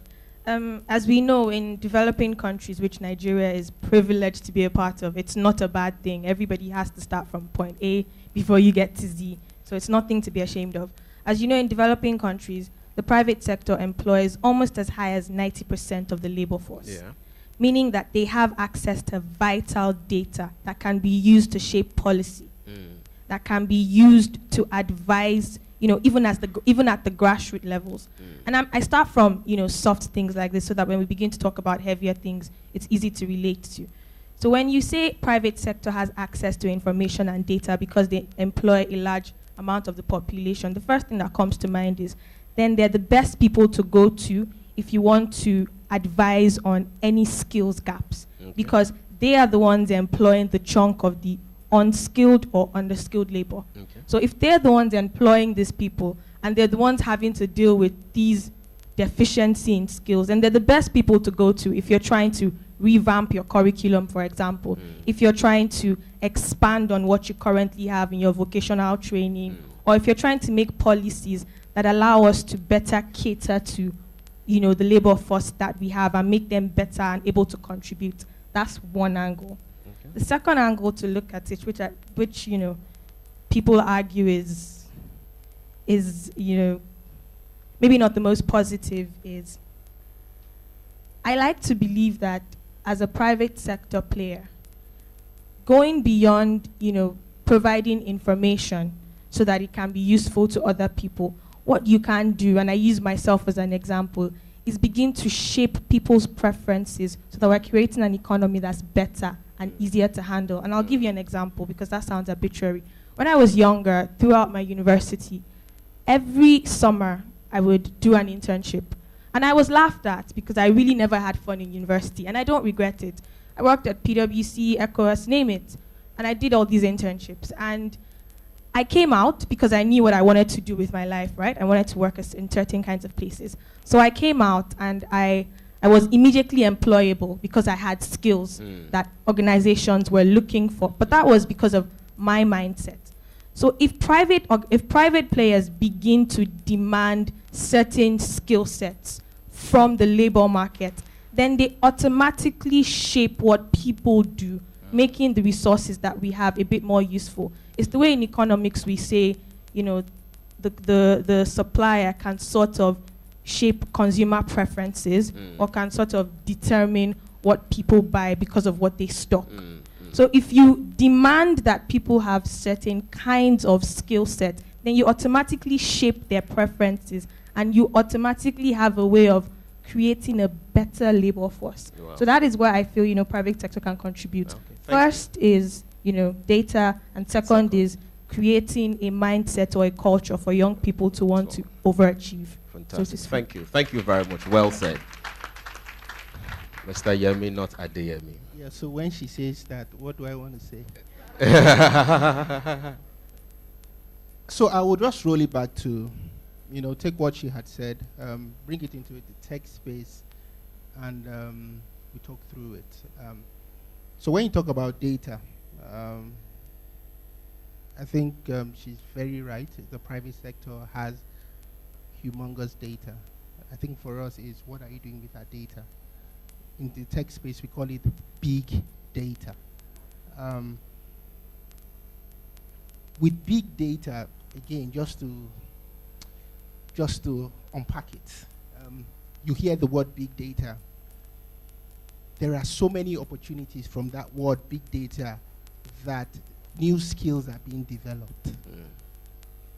Today, we find ourselves in the world that Anyway, I did statistics as for my first degree. But today, there is a new word called data scientist. It's the same thing, right? But it is using data, critically analyzing it, and using it for the good of the organization you're looking at, or for the purpose it is being set aside for. So yes, there is so much data everywhere, but how well are we mining it? And we have people who can mine it. Mining it from a standpoint of using it as a platform for growth, entrepreneurship, employability.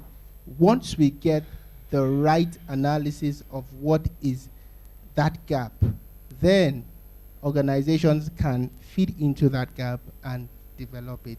It is no, how do I call it? It is no brainer that there is a huge skill gap in this country.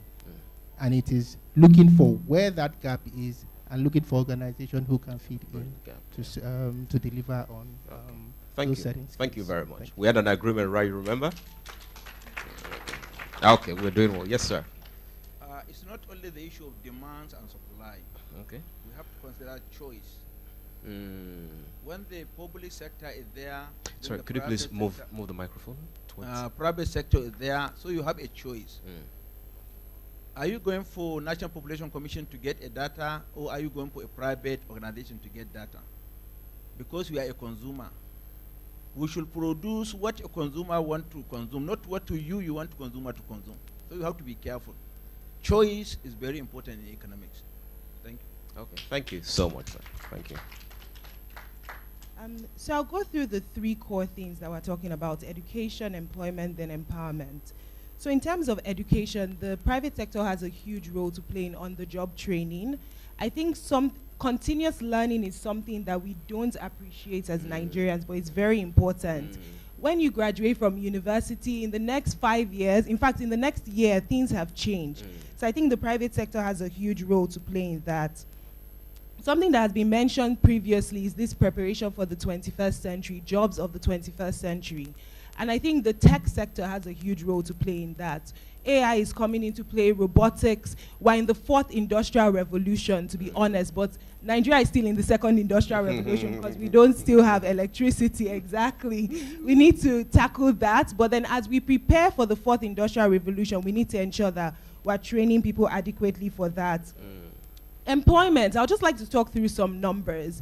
So Nigeria specifically needs to create about 1.3 million jobs annually to be able to harness the demographic dividends. In the whole of Africa, it's about 22.5 million jobs annually. When President Buhari was running, I think the number that was often mentioned was 360,000 jobs. The public sector can only do so much. Between 2014 and 2016, the private sector was producing about 1.1 million jobs annually. So the private sector is key for employment opportunities. We need to create jobs as the private sector. So in employment, the private sector is also key here, creating the right jobs. When you talk about empowerment, then you talk about big data. We need to ensure that people are aware of things. So Facebook, Twitter, that's how people get their news these days. So the private sector has a huge role to ensure that people are aware so that they can make the right decisions, vote the right people into office, and utilize data adequately to change our education system, for example. So I think those are the three core ways I would think about. Fantastic. Thank you very much. And now thinking about this entrepreneurship, thank you, entrepreneurship, education, and employability. And the first speaker talked about sustainability and data, and the second panelist talked about data plus. That's how we describe what you said, data plus. The doctor mentioned to us about choice, and she went all through to the three. I was thinking that probably one of the things we can start to do as private sector organizations to include in our CSR initiative that we take to universities, for example, and tertiary institutions, is to start having employability skills development. As much as private sector should position to attract, or rather should let everybody know what the skill they require to employ people. As much as that is important, I think it's also important that we catch them young, let me say, that we're not waiting till they graduate and then we employ them and start to train them. I think a lot can be done while they're in school, even if not to give them hands-on and everything we can, but to give them an idea to know what to expect. And I'm saying that because of what we do in my organization. We get to work with many young people who aspire to become something, but they don't have the tools that they require. And what made her the decision to do internship while she was in school was probably because she had some information available to her. Some young people don't. So that's probably one of the things we may want to start considering, and it is education, by the way. It is education. And now expanding it into education proper. How do you think that investing in education, you know we're looking at three things. We're looking at entrepreneurship, we're looking at employability, but now to education. Because with education now we're talking about people lower than the employment age. How do you think investing in education can help us as a nation to harness the DD that we're talking about today? So we do ladies first again. So I might have to repeat some things I've said, but I will also use figures. So in Nigeria at the moment, the adult literacy rate is about 50%, which is significantly low. And so it's clear that there's a lot of work to be done in education. So when you think about education, there are a couple of stages, right? So you think about getting more people into the education system, and then you think about quality of education. And I think enrollment is a problem, completion is a problem, but quality is also a huge problem. And that goes back to the concept of employability. Are we producing people to fill in the right jobs? Or are we producing people for the jobs that we need? We keep saying we want to focus on agriculture, for example, but then we're not training enough agricultural economists, for example, or people that are skilled in nutrition, for example. So we need that employability component is very key for starters. Quality of education, both through tracking data to ensure that we're tracking our teachers and seeing the results, and then we can then fine-tune the system so that it's actually addressing the need. I think it's somewhere that the private sector can play. Entrepreneurship training, mentorships, and internships are very key to not just a school education, but education from school to actual working life. So I think that's another sector. And as I mentioned previously, preparing the youth for the 21st century, jobs of the 21st century, is something that the private sector can, a place that the private sector can also play. Okay, fantastic. Thank you.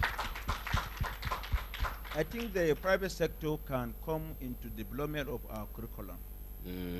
Because the main problem we are facing now, there is no correlation between our education and entrepreneurship. So they have to come and make sure that the theory and practice are the same. But what they are teaching us in the university is different from what we can see as far as entrepreneurship is concerned. And there is need for private sector to come into development of Department of Economics, because in the Department of Economics we have subject population, so they can finance the issue of population, so that we understand the population is not about the figure. By saying that Lagos State have maybe 10 million, Kano State have so million. Population is talking about socio-economic characteristics. Yes. That is your education, your level of education. Are you working or you are not working? So that population can have information that public organization, private organization can use it for planning. That is the importance of population commission. Fantastic. Not just to say figure, Kano State, Lagos State, Katsina State, and what have you. No. Then there is need to have a cooperation between our institutions from the primary school, secondary school, and tertiary institution, and private sector. Because private sector are the consumers, after all what produced for them. But at times the government produce, but the consumers are not consuming what they produce. So you have to be careful about it. So there is a need for a cordial relationship between private sector and public sector for economic growth and economic development of Nigeria, in order to see the dividends of demographic dividends in Nigeria. Thank you very much, sir. Thank you very much, sir. Thank you. So as we go into the 21st century, I think what we should be looking at is, from an education standpoint, is self-awareness. So the 21st century is just around the corner. We are in the fourth industrial revolution, where digital transformation is taking everything. But I'm going to hitch my conversation around 4 pillars, right? First and foremost, in organizations today, if you want to play in this fourth industrial revolution, first and foremost, how well are you engaging with your consumers, right? How are you empowering your employees, right? How are you transforming your product, and how are you optimizing your operations? Those 4 pillars. I'm sorry, so that we just get it well. So consumer engagement.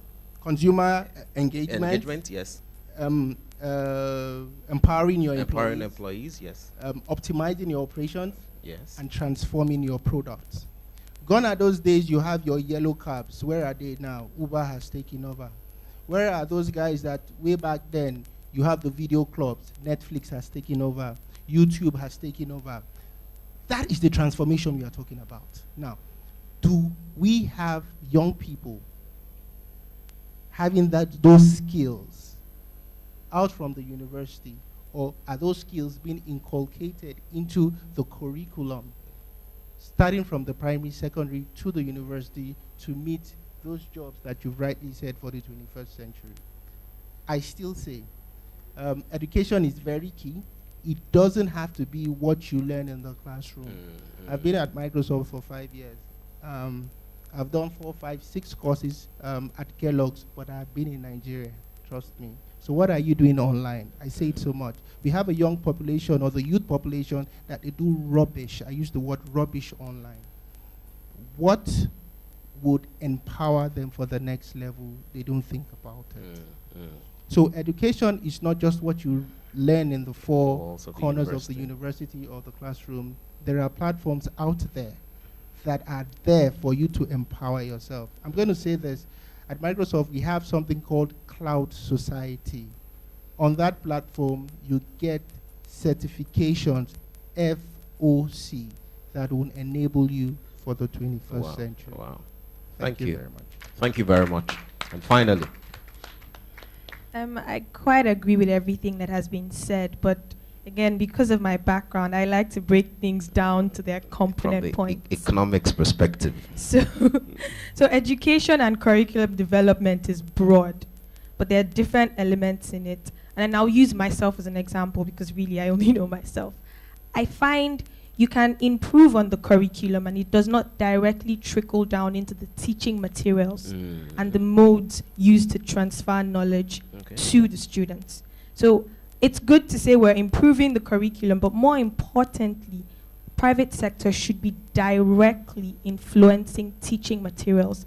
In universities, for example, the students that scored the highest in kind of universities I went to were the ones that directly quoted the case studies that we were given. And these case studies were case studies of private companies, Google, etc. And you were immediately exposed to the sort of work that these companies were doing. So you knew the sort of things to be equipping yourself with to become an asset and to add value to these companies. So more importantly, beyond improving on the curriculum, private sector should begin to directly contribute to teaching materials. That's one. Another, again, is the mode of teaching. I remember the first time a Deloitte employee walked into the classroom as one of our guest lecturers, just from, excuse my language, the packaging, I knew this was where I was headed. I knew that, I was like, you know what, this is what I want to do with my life. So again, if you begin to bring in private sector players to serve as key instructors, to begin to transfer knowledge, it sort of works with young people. We're visual. So when you bring in someone from IBM, from Microsoft, from Deloitte, from KPMG, to actually deliver the lectures, taking into consideration their background and what they do on a day-to-day basis at work, it has a way of making the difficult concepts seem more real to young people because of the aesthetics surrounding the person delivering it. That's one. So That's two. That's not two, but sorry. And then because of the way Nigeria is, because I don't believe, we're all bad, there's an informal component that we tend to overlook when we're talking about education. We have a lot of people currently acquiring skills in the informal sector. I think the private sector has a strong role to play in dignifying these skills that they're acquiring. So they're not seen as substandard. They're not seen as second best. That's one. That's three. That's three. Okay. Okay, three, my numbering. Yeah. And apart from dignifying, begin to create jobs that absorb people with such skills so that when they're in educational facilities acquiring these skills, they're a bit more motivated. Because you go to polytechnics and you're like, they're not as motivated as you would expect, people acquiring knowledge to be, because knowledge is power. It is power. So the private sector needs to begin to find ways to dignify these softer skills so that people in the educational sector getting this kind of skills are proud to do it. Wow. So those are my Thank you. Thank you very much. Thank you. Could you please help me appreciate everybody on the panel? So it is my hope that with these few points of ours, that we've been able to convince you and not to confuse you that you have more than enough to start to work with as a private sector organization in harnessing the demographic dividend of Nigeria. Thank you. Thank you very much. Thank you. Thank you. Before I invite the moderator for the second panel, of course, we have the details of the second panel on page 11 of our program. I'd like us to look into our bag, the backpack we received at the registration point. There's a card inside that bag. It's called the declaration form. I'd like us to pick it out. Let's pick out the declaration form in the bag. Okay, now it's good we've located it. So we'll need you to fill in the necessary details. Once you're done, you could just signal to any of the ushers closest to you and make your submission. So we can just do that. So with that said, I'd like to invite the moderator for the second panel as we look into improving health for economic growth. And of course, our moderator is a trained journalist and communication strategist. She's passionate about everyday stories as she seeks to better in the society, and she's one who is also passionate about mentoring young journalists. Please, I'd like us to put our hands together as we make welcome Miss Abosede Evelyn Omowe. A round of applause for her. Thank you very much. Good afternoon, ladies and gentlemen. Okay, it's a pleasure to see our awesome faces. I hope we were really, touched by that first panel session. Okay, so we're going to another one, and this will be focusing on improving health for economic growth. A quick breakdown.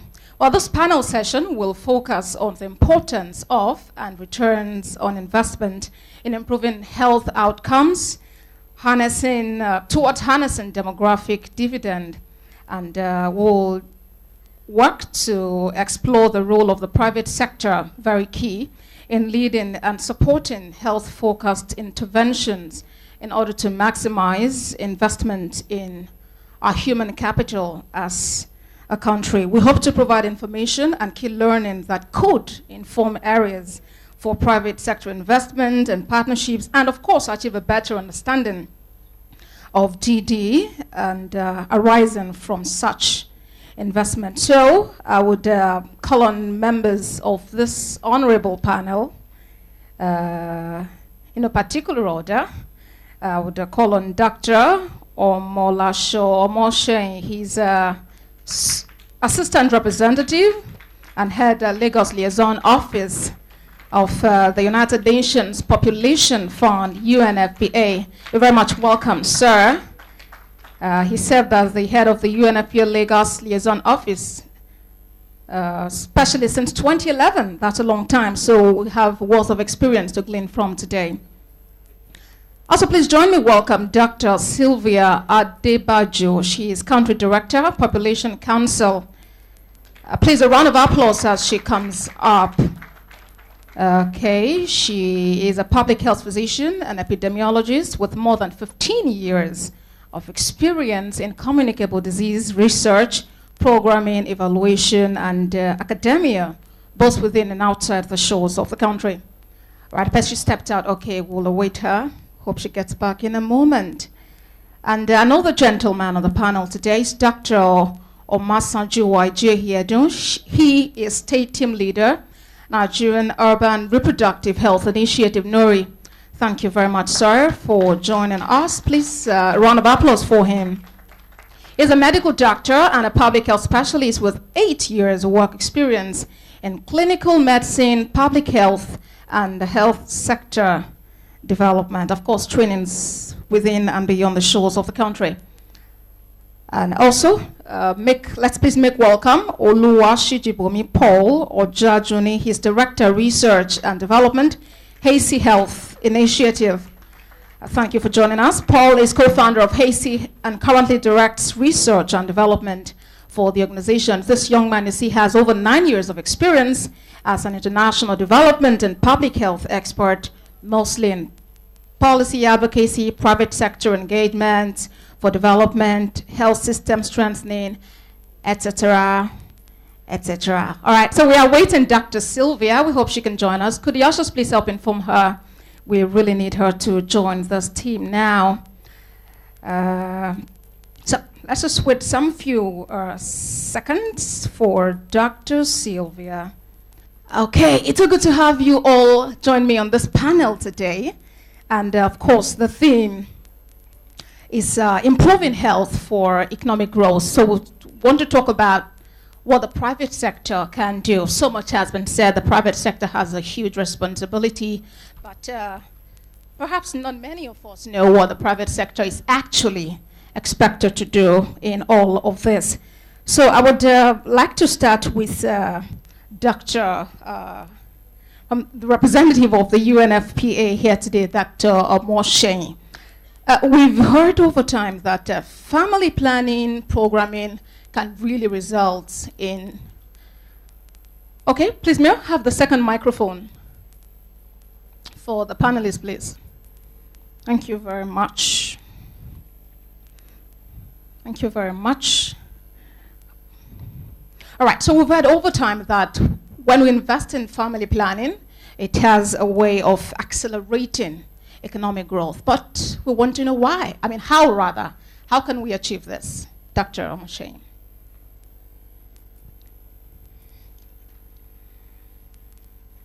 Could we have the technical team help with the microphone?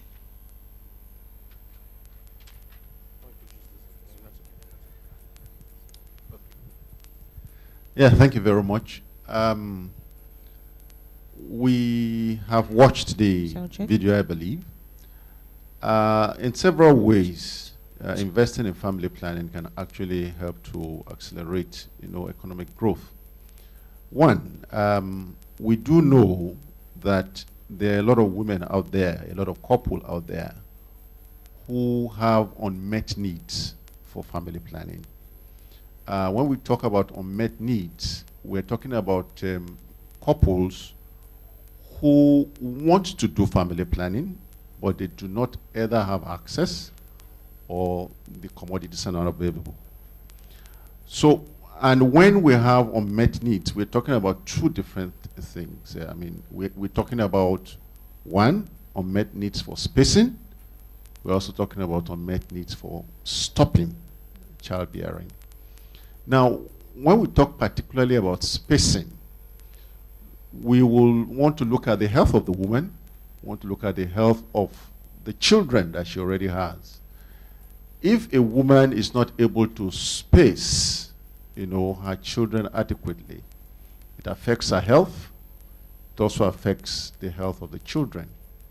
Now, you can imagine spending on health just because you cannot get access to family planning.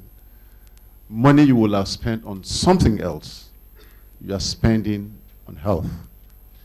Now, talking also about, stopping For instance, a woman decides she wants to have 4 children, and because she does not have access to family planning services, she has 8.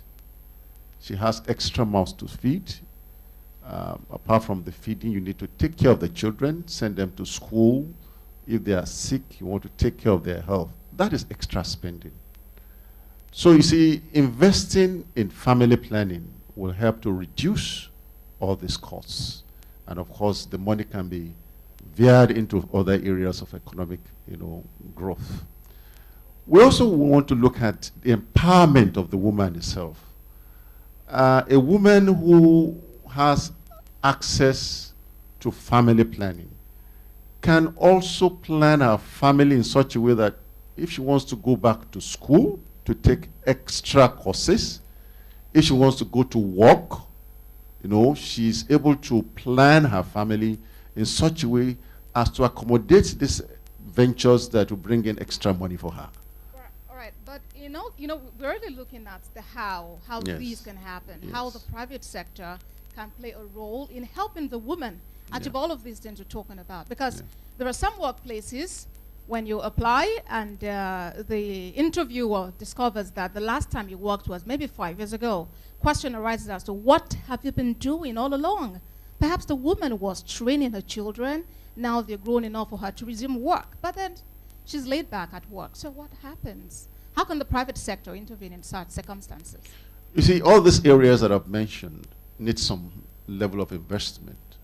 For instance, we need to move these commodities around from the store to where the woman can access them. That needs investment. We need to make sure that these commodities are readily available. The procurement of these commodities, that needs investment. When we talk about the woman, who needs to take care of her children, that needs investment. And these are areas where the private sector can come in, to augment whatever the government is doing. Because the government cannot do it alone, definitely. Of course, the government cannot do it alone. Let's come to Dr. Sylvia. Of course, you have been involved in this for a really, really long time. Do we have policies in existence that, that can inform private sector investment in all this? Because the private sector could be willing to do something, but if there are no policies to support their ventures, then they wouldn't really be able to do anything. So, thank you so much.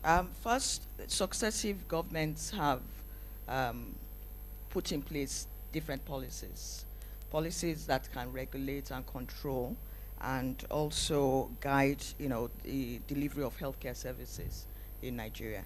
Now, there are quite a number of these policies, starting from the National Health Policy, for example, within which you have provisions for the private sector to be engaged and participate and be involved in healthcare service delivery. You have the National Primary Healthcare Policy, which is meant to deliver the universal basic healthcare. You have NAFDAC, you have the NACA, which is National Agency for the Control of AIDS. You have the National Health Insurance Policy. You have the National Pension Scheme, and there's so many. So it's not, my issue here, is not the lack of policies. We actually have the policies. But the problem is, to what extent are the private sectors and, dare I say, even government and donors and implementing partners aware of these policies and the contents of the policies? So that's one concern I have. And that's one area maybe the private sector can also help, to increase their awareness of the contents of these policies. Two is to ensure, the policies are there to ensure that there's equitable access to healthcare services at a cost or at costs that are affordable for people, and that there's equitable distribution of the facilities and services, not just in the urban areas as we have right now, but also to rural areas and to the very vulnerable and people most in need of the services. That's where the private sector can come in. My colleague just mentioned about access to family planning services, but then to what extent the supply chain, how can we get these products distributed, to the nooks and crannies of the population, and then what about the quality of healthcare providers? You have brain drain, where healthcare providers are trained. No sooner they are trained, they're getting out. So we're leaving behind people who are either not motivated enough or going into other types of jobs, but not healthcare. Now, what are the reasons for this? I think that's where research is very important for us to know. But I think part of that is because they're not well rewarded, or that the healthcare services themselves are not well equipped, and so there's no reason for no attraction, for them to work in such areas. And that's where I think the private sector can come in, and they have a huge role to play. Finally, there are lower cadres of staff, healthcare providers, i.e. patent medicine vendors, traditional birth attendants. That's where the majority of Nigerians go to. Because they can afford, those are the services that they can afford. They can't go to the private, facilities or to government. Standard in those places. That is the problem, and that's where the private. But rather than ignore or turn blind eyes to those cadres of healthcare providers, why not tap into that critical mass, train them? Because whether you train them or you don't, they are providing the services anyway and giving injections and doing everything. Why don't you train them? And that's where the private sector can come in and work with government. So I think it's about time now that we all stop working in silos, but recognize that the private sector is there, government is there. We should work together. So, and that is what the government should actually harness, all the efforts from the private sector, bring them on board, and that's what this session, this meeting is all about.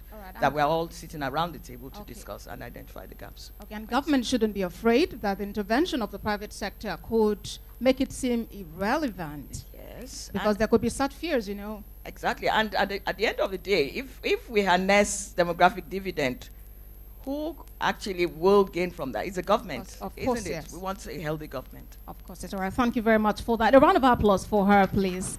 I think we should maintain that rule now. It's a good something. All right. Let's come to Dr. Edun, please. Now, you've worked with Nuri. Nuri is currently on phase 2 of this project to, bridge the gap between supply and demand and all that. From experience, what do you consider the most pressing actions that government, development organizations, private investors should address for us to actually achieve this demographic dividend, DD? Good afternoon, everyone. So for me personally, I would say the present challenge would be actually, you can look at it from both sides, demand for family planning and supply. And Dr. Moshe mentioned a bit about the supply, but also a lot has to do with demand as well. A lot of people do not intend to use family planning, but at the same time, a lot of people do not have access to family planning. And when I say access, I mean whether it's information, whether it's the services, people just don't know where to get this information. And sometimes people don't even trust the information they get, because we know that there are lots of myths and misconceptions out there about family planning. We've heard a lot. And the private sector needs to begin to realize that the people we're talking about are their markets. These are the people who will buy your products. These are the people who would use your services. So the healthier the population, the better for the private sector. So that's why they need to start looking into investing into the private sector. Now, I've heard a lot about the discussion that's going on since morning, and quite honestly, grand ideas, fantastic ideas. But I still think a lot is still being focused on the now. skills acquisition, yes, good idea, but we're talking about people who are already in their adult age. But we forget that, and I'll use the iceberg as an analogy. What we see now as adults have been preformed from our childhood. A lot has gone into us being adults, our education, the nutritional status when we're growing up. Now, while we are focusing on trying to improve the skills of adults, what are we doing about the children who are coming up? Are they getting proper education? Are women spacing their children so that they can provide better for their children? Are they providing immunization services? What's the healthcare status like at the grassroots level? Because if you create a critical mass of young people, we have over 70% of adults less than 30, and the percentage of that 70% that are actually workable is 2%. So no matter how much mass you create, the quality of what will come out of the economy is almost next to nothing. So if we don't start looking at, if the private sector does not start to think the long term, let me begin to make sure that women who need family planning, because we know that once these women have access to family planning, they are better able to provide for their family. We say this in Nori. If you do family planning, chances are that you'll be able to break out of what we call a cyclical generational poverty. It means you can invest, save for the future, invest in your children, provide quality education. These children will in turn carry on that habit and then continue the cycle. Now, private sector needs to understand that they need to create demand for family planning. People need to be aware. Young people need to be aware that these services are out there. I'll give you an example. There's a program on MTV called MTV Sugar. If you listen to that program, it hits the nail on the head.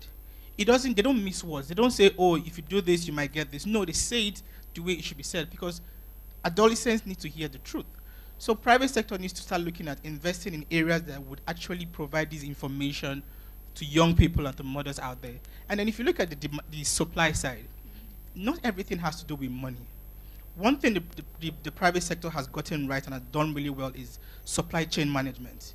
You see the likes of the Coca-Cola in every sector and every corner of our community. You see the Dangotes, you have cement stores everywhere. So why do we still have challenges with supply chain management within the government sector? Why can't we have people do internships from government organizations in private sector so they can learn how this system works? We're not saying private sector bring money. We're saying let them come, do 3 months, see how the system works. I understand the private sector is really competitive, and we're trying to guard our secrets, very jealously. But there's some things that you can let go, because at the end of the day, it's for the overall good of the community. If the community is healthy, sick people will not buy MTN credits, to be honest. Well, poor people will not buy cement to build houses. It's the rich. So if you need to sell more cement, you need your population to be healthy. So the private sector, because they stand a lot to benefit, and the more the private sector absorbs, the less the government has to deal with. Then the government can actually focus on good governance, and they begin to provide what we need to run the economy. That's what I think. Very beautiful. A round of applause for him, please. And then listening to that point, I'm also thinking about communities where the private sector is willing to invest. The private sector comes around, and of course the private sector could have met with the government, but governments are in strata. There'll be some governments might not necessarily be recognized as government, but people who have authority where the private sector wants to invest. And then we know there are some companies that want to organize CSRs, and then they are told, bring the money, we'll fix it. But when time lapses, nothing has been done. And then the private sector just decide, okay, we no longer release money. We would rather go ahead and implement the project ourselves. So in such instances, when the private sector does not trust the system, there is a moral burden. How do we fix that? Okay, who would help us with that? Thank you very much for that question. What you just explained is a typical systemic failure, such that there is no synergy between the private sector and the public sector, and that is why we're here. One of the things we want to take out from here is such that we have the private sector, we have the public sector, we have the non-profit, we have major stakeholders come together to build frameworks that actually work. So Dr. Silva mentioned that there are so many policies that are there, you know, youth policies, and, you know, recently we have the roadmap, you know, to enhancing demographic dividend. The most important thing I would say is that such policies should be translated to action, and I think that is what our problem is. Yes, that is what the problem is. There are so many policies, but then they are not being translated to actions. The way the private sector can help do that is, as I said, to form synergies, you know, in conferences like this or in meetings like this, to develop frameworks that can work, that are sustainable and are smart. I think that's what we need to do, and that is what we should be thinking, you know, for the future. That's what, at the moment, we should be thinking, and not, you know, what we're doing at the moment. All right. I think I really like that part, something that's sustainable, synergy. Okay, Dr. Edun wants to add a point, please. Yes, just as an example, there's something in Nori that we do when we support a particular health facility in the community. There's something we call a 72-hour clinic makeover. We call it 72-hour clinic makeover because in 3 days, we go into a facility and totally renovate the family planning clinic. We go on a Friday afternoon. We do everything from breaking down walls to bringing them, setting up, buying the equipment, arranging everything, and by Sunday evening, we are done. By Monday morning, we commission. Wow. Now, when we started, people thought it was impossible because you know what it takes, the bureaucracy, to get government to do stuff. But we said we were going to show government that these things can be done within the shortest possible time. Now, the reason why we do it over the weekend is because we don't want to disrupt clinic activities. So you close work on a Friday, and by the time you come back on a Monday morning, it's a brand new facility. Now, how did we get it done? We did not use a single contractor. Every artisan that was used came from the community. The laborers, the carpenters, everybody, the electricians, everybody, name it, came from the community. Now, when we were telling them what we wanted to achieve, even the artisans were saying, Oga, it's not possible. And we said, don't worry, it is possible. And by the time we finished, the World Health Committee chairman or members would tell us, even the OIC or the facility would tell you, I never thought it was possible. So all we need is, we need to put things in place that work, and then we have to back it up with action. All right. We were staying there Friday night, Saturday night, Sunday morning. I was in that facility every day. And I tell you, we have done 54 or 60 facilities across Lagos State. And in a weekend, we do 4 facilities in a weekend across the length and breadth of Lagos. I think all of those require, a round of applause. So these things are possible. We can do them. Sometimes we have to do work overnight. There was a facility in Ojo local government where we said, we can't do this because it will cost us time. But when we finished, we realized that we had to change the tile of the facility. We noticed it at 7 p.m. in the evening. Commissioning was 9 a.m. in the morning, Monday morning. We said, do you know what? Bring in a generator, break the tiles, we'll fix it. And by 10 a.m., we commissioned that facility. So it's doable. All right, very doable. Having square pegs in square holes and round pegs in round holes. Let's come to you, Paul, now. We have been hammering the issue. Let's have more women, have access to sexual and reproductive health. Let them know about this issue. Let them, know about family planning, encourage them in all of that. What potential does this have, economic potential now, for our nation if we are able to achieve a scenario where our women and girls are well-grounded in the subject matter? Thank you very much for that. Dr. Almost saying clearly explained a lot of things, and then he mentioned how, or the importance of empowering women. That was the summary of what he said. Now, when a woman is empowered, when she has the right knowledge, she can make informed decisions. She can make decisions that would affect her, that would affect her family, and would affect the society.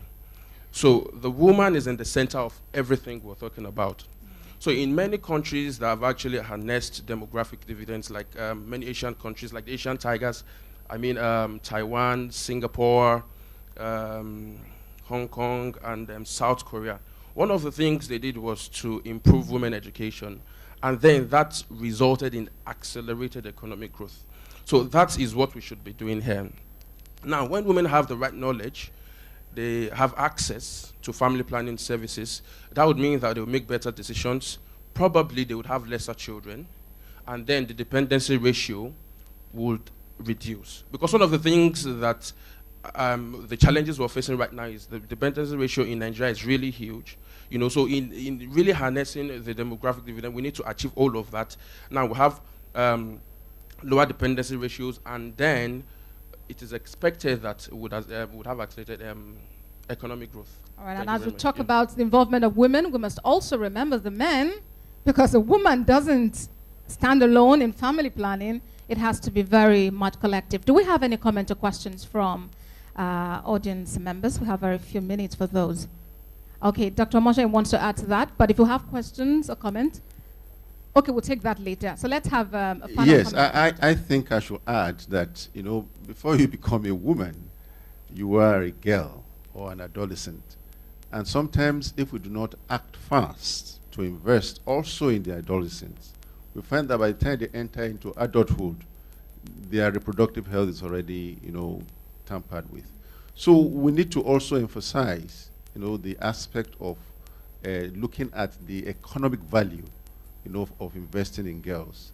Let's catch them young. Let's give them the necessary information they need right from that time before they are exposed, you know, to the vagaries of the world. I think I should. All right, very good. Okay, all right, please. Just a quick one. I liked what Dr. Doctor. Okay, yeah, from Nuri. Well, I liked all that he said. But my only comment there is, and that's the contributions of the private sector.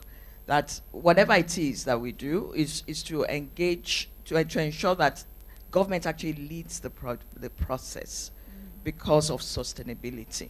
Right. You know, because once the funding ends, what's going to happen? What would be great to see is that years to come, each state or local government will do exactly what you're doing now in 10 years' time. If we can do that, then we have achieved a lot. But Very most good. times, government is also left behind. You know, and really they should actually lead the process and own the process. All right, so everyone should be involved in the process. So let's can we make a chant? Lead the process, get involved. Let's try to do something like that. Lead the process, get involved. And then maybe you also say to yourself, I mention your name. I, Abosede, I'll lead the project and I'll get involved. Thank you very much, gentlemen and the lady, for being here. And of course, you are a very esteemed audience. Thank you very much. The panel sessions were indeed really wonderful, and so certainly we'll have an interactive session to, you know, questions we want to ask, more like a way forward, you know, having listened to all that we heard, you know, how do we move from here? So just before we have that interactive session, I'd like to invite to come take the call to action. She is the policy director, One Campaign. Please put your hands together for Anita Okemini. A round of applause for her. A call to action. So for us, it was important that this was not just a talk shop, but that we had something tangible that we're going to take from this. And that's why we have this call to action. So before you sign it, think very deeply, because we shall hold you to account for what you're signing. But it's important that we ensure that the private sector commits to supporting us as we take on this task of harnessing the demographic dividend.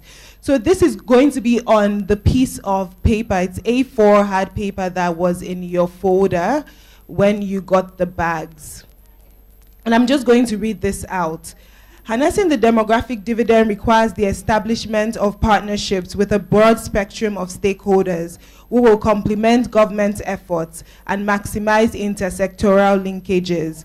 As a leading private sector organization, we believe that you are best placed to drive and support the government of Nigeria to harness the demographic dividend. We strongly believe your commitment and strategic investment in health, education, skills development, entrepreneurship, and encouraging the active participation of young people in governance could lead to rapid economic growth in the country. Given this, we would urge you to commit today to support the government of Nigeria harness the demographic dividend.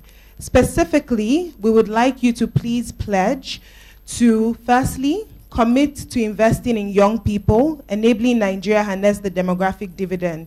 We believe that our investment and commitment will provide opportunities for young people to live to their full potential and contribute meaningfully to the society, resulting in accelerated economic growth. We urge you to commit to supporting the efforts of government, civil society organizations, and development partners to harness the demographic dividend through specific intervention areas identified in the Nigerian roadmap on harnessing the demographic dividend, specifically around investing in family planning programs, enhancing the potential of young people by promoting education for all, especially the girl child, strengthening the capacity of Nigerian youth through on-the-job training, internships, and youth entrepreneurial mentorship as needed. We also urge you to commit to working with a multi-sectoral and intergenerational platform to mobilize financial and technical resources to drive investments in youth. So this is all here. Please, we would urge you to write your name, your signature, and the name of your organization. We invite you to this partnership with the Nigerian government, civil society organizations, so that we can work together to invest adequately to the demographic dividend. If you don't have one, please let us know and we'll have one made available to you. Thank you. Okay. Okay, so we have the declaration form to fill and sign and the exit survey for the panel session. Okay, it's time to interact. We've listened, we've digested a lot of things that panelists have said, and of course, intelligent contributions being made here. So it's time to hear us talk. It's time to hear us, hear from us what we have to say about all of this. Going forward, what are we taking out of this room and how do we hope to be better? So I'd like us to be as interactive as possible. To take us through the interactive session, I'd like us to put our hands together as Dr. Adebajo please comes forward. Thank you very much, Ma. We're not clapping again. Thank you. Okay, so it's now time for us to participate, and this is going to involve everyone. And I have a few questions, but also if you have questions, you can also ask. And then direct your question to whoever you want to answer the question. For those who prefer to write down their responses, maybe they're shy to, talk, we're passing out around some blank pieces of paper. Just indicate, and then they can be collected. So, to start off this session, the first question I'd like to ask, how can we mobilize? So, having heard everything that we've been listening to all morning, how can we mobilize the private sector to invest its resources to harness demographic dividend through investing in young people in Nigeria? So how can we make this happen? So we've been saying it, yes, private sector involvement and so on. But how can we now make it happen? Are there suggestions? Yeah. So I think that for the private sector to be able to commit actively and significantly to investing in youth, right? We need to be shown or to see the actual benefits to doing that in relation to their business objectives. So I'll take where I work, for example. We have a subsidiary called WACOS. WACOS is into agriculture. So we've been in Nigeria the group has been in Nigeria for almost 40 years, but WACOS has started maybe 20 years ago. Now, what we do is, for agriculture, we have like one of the largest rice mills in Nigeria, commissioned in Kebbi last year. We don't have a single rice farm, right? And we only buy from Kebbi and environs. So we work with the farmers directly because we know that, okay, we don't need to plant anything. You can empower these people. We sell agro inputs, certified seeds, pesticides, herbicides, and all whatnot.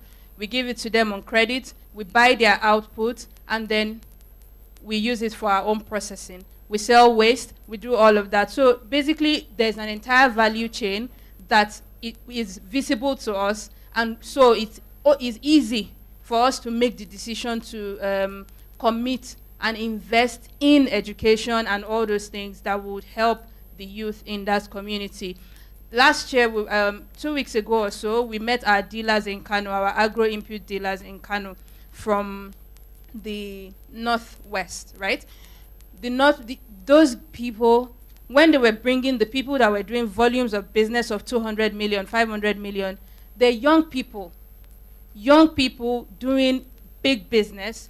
And why? So it's easy for us to make, if you go to some of the most remote regions in the north, we do quite a lot of work with the local communities because they contribute directly to our business. And honestly, CSR is nice and is okay. You know, people should be responsible. At the end of the day, everybody is in business to make money. Therefore, you must be able to show them that this is the impact that this thing will have directly to your business objective. My name is Rafiat Raji. I work with TGI Group, parent company of Chi Limited, Wakot. Okay, good afternoon, Ma. Yes. I'm Dr. Mary Agoy. Okay, I actually have a question. Oh, okay. Yes, and this is to the first set of panelists. Concerning the education parts, there was someone that mentioned enrollment, completion, and quality of education. Somehow they were able to delve into the quality of education, but nobody actually said anything about the enrollment and the completion. Okay, so I work with a lot of NGOs, especially with girls that are in public schools. Okay.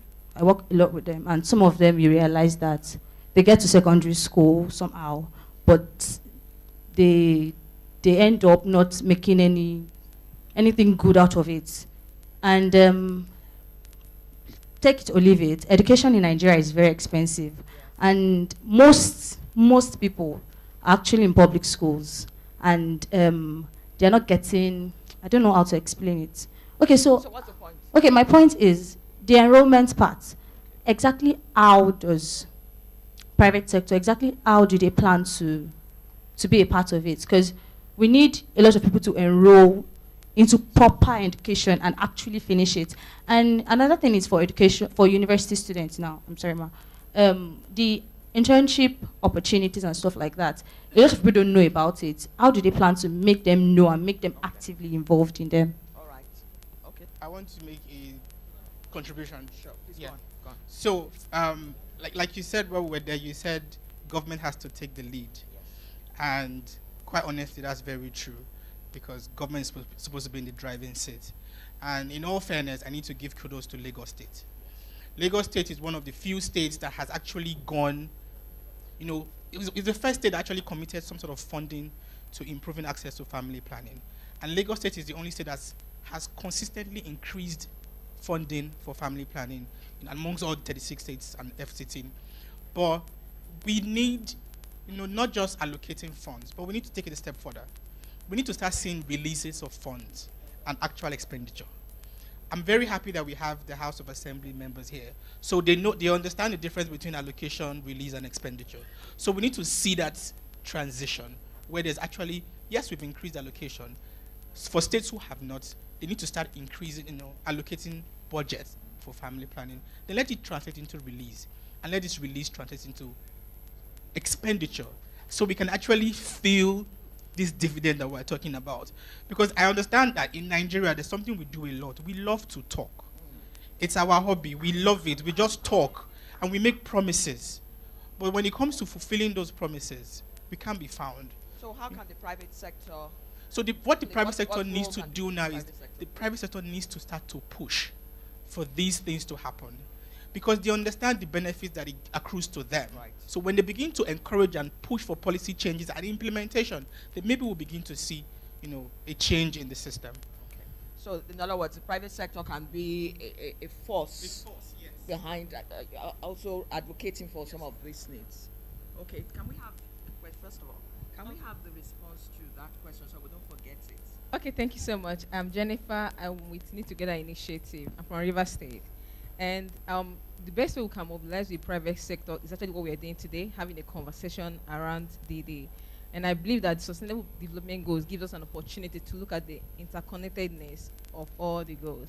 For me, I think they should start with collaborating and partnering with community, not really community, but organizations that are actually based in the location where they intend to implement programs. More especially with communities, organizations that are youth-based and youth-focused.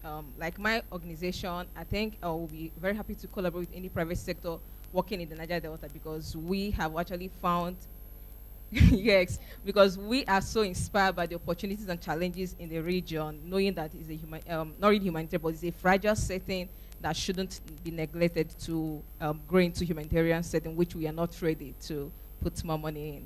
Thank you so much. So just to respond to the enrollment bit, after I sat down, I realized, oh wow, we really didn't talk about enrollment, which is the beginning of the problem. So I'm very happy she raised it.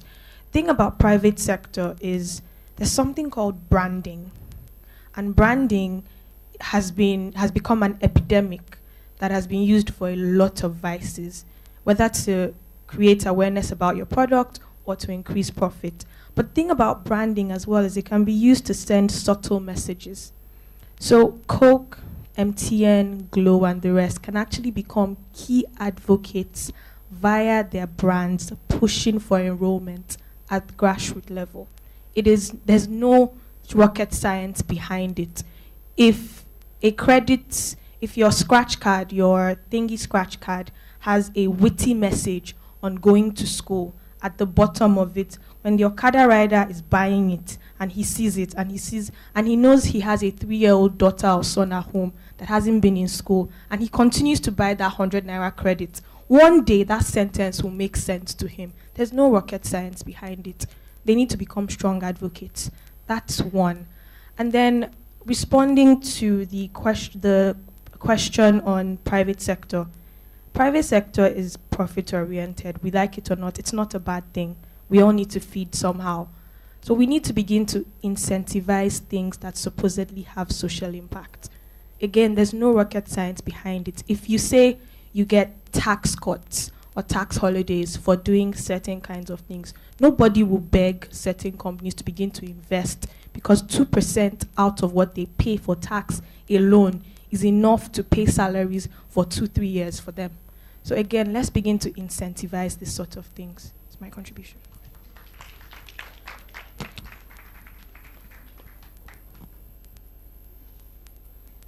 I just want to contribute what the corporate affairs workers say about Kebbi State in terms of education, employment, and entrepreneurship. WACOT is one of the biggest rice production company in West Africa.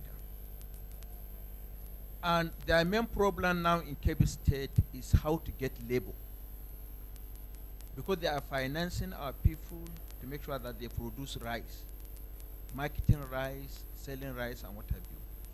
And that is what makes Kebbi State to have a relationship with Lagos, like rice, I mean. We have Labana, and presently, because of this conglomerate entrepreneurship, Kebbi State is one of the richest states in Nigeria. We can pay salary without federal government subvention. I'm telling you this, yes.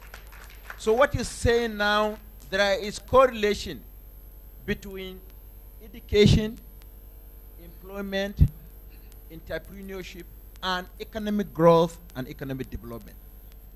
You can't compare Kebbi State with Sokoto State. You can't compare Kebbi State and Katsina State. You can't compare Kebbi State and Zamfara State. That's why we have a good relationship with Lagos, because Lagos there is market. Yes. Our problem is how to get labor now in Kebbi State, because almost WACO involves everybody in terms of agriculture, marketing, production, and what have you. I agree with her, and I'm happy to meet her, and I will take her name to my governor. Thank you for the good work. Yes. Thank you very much, sir. Let's go on to the next question. What should our current focus be? And how should we think about the funding goals? our current focus? You know, we're still talking about the private sector, engagement and participation. What should our current focus be to move us forward? Thank you. Good morning, everyone. Okay, so my name is Ekenem Isiche. I work for Albright Stonebridge Group, ACIO Associates. Actually, sorry. Oh, sorry. My name is Ekenem Isiche. I work for the Albright Stonebridge Group. Actually, Bam is my colleague. So, when you're looking at, I think I'll take a cue from Bill Gates. It has to do with investing in human capital. Oh, sorry. I'll take a cue from Bill Gates. I think if you focus more on investing in human capital, I think we can do a lot more. I think one of the biggest gaps we're seeing is that people frankly don't know, and in some cases they don't want to know. So how do you change that mindset should be the biggest thing.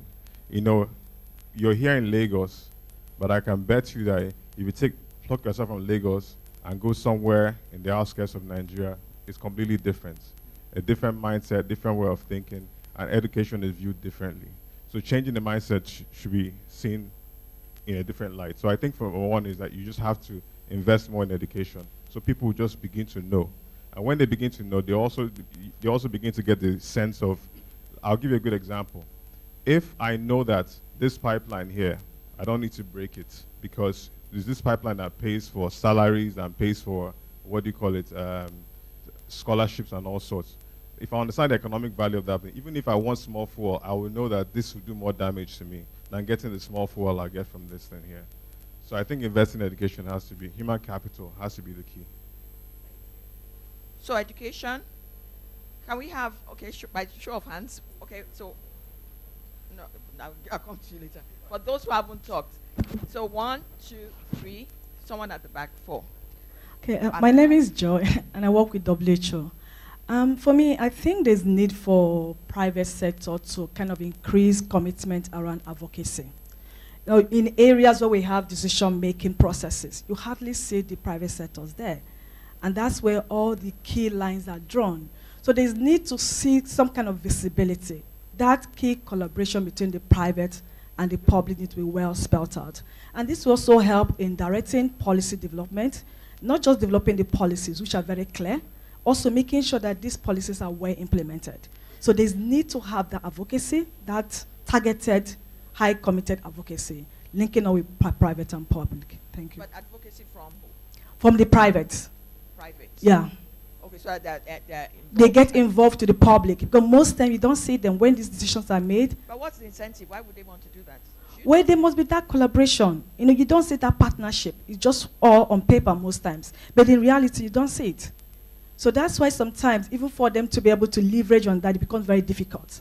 But when they are part of that decision process, it's easier for them to put in something to implement with government. So that's a huge gap. Okay, thank you. Good afternoon, everybody. My name is Dr. Joy Pachukapan, and I work with Zenith Bank.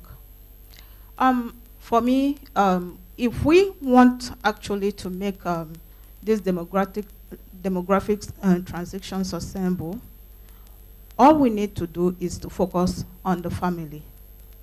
Education is not just about what you learn in the classroom.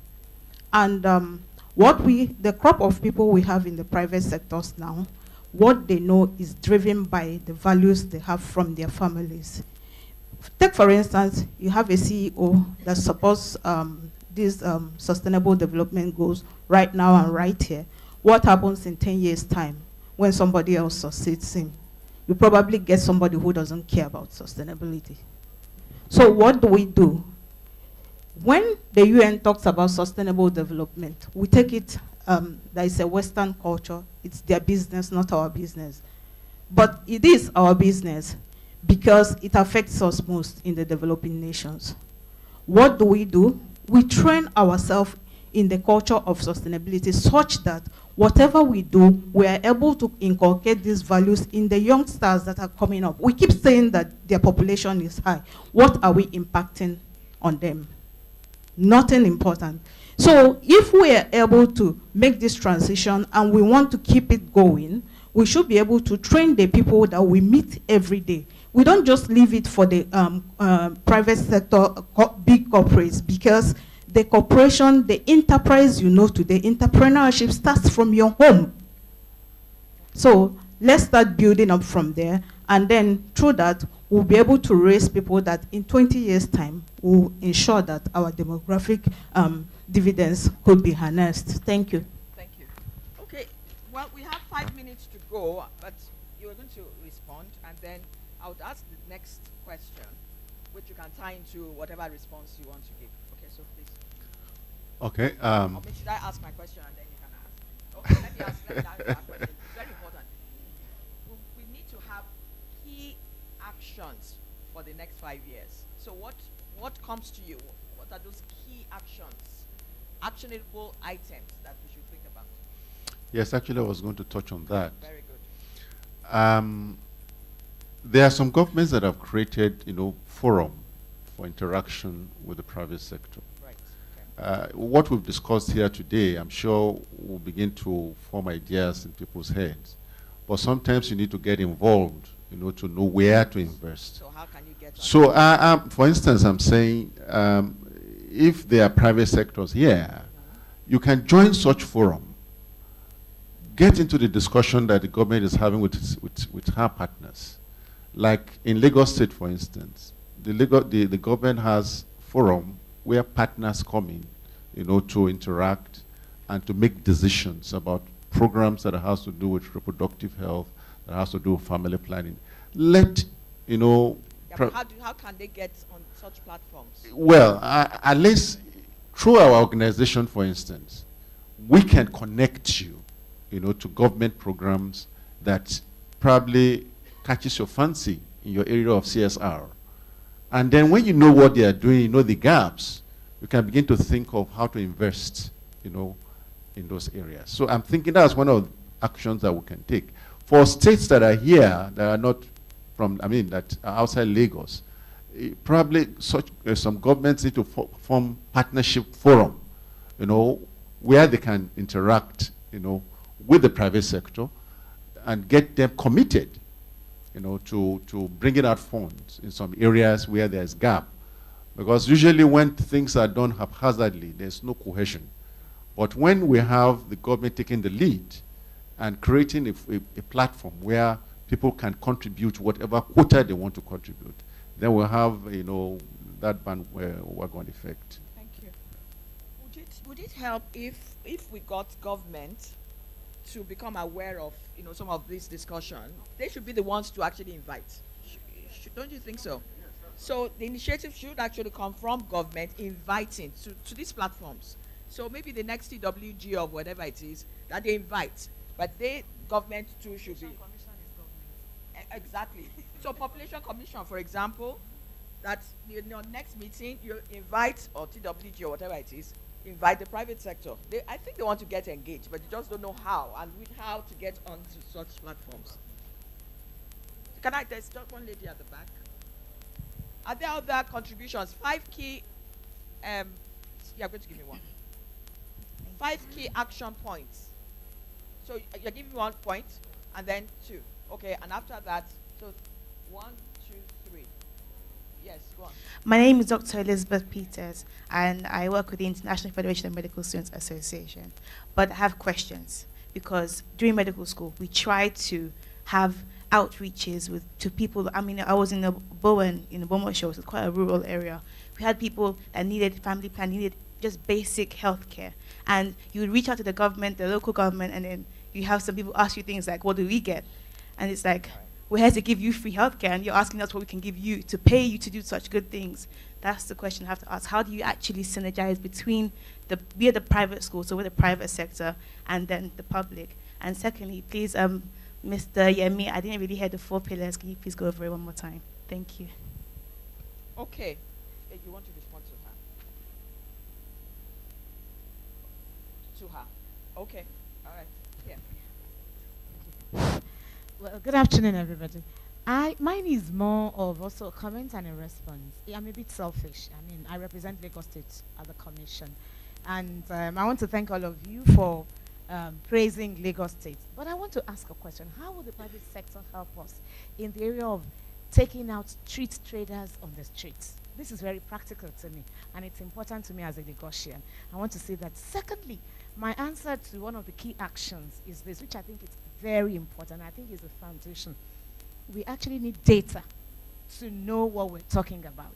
Because like I keep saying, if you don't know how many children you have in a family, if you don't realize that your baby who is on breast milk will need breast milk, and the sprouting girl has a different need from your wife, you can just use your salary anyhow.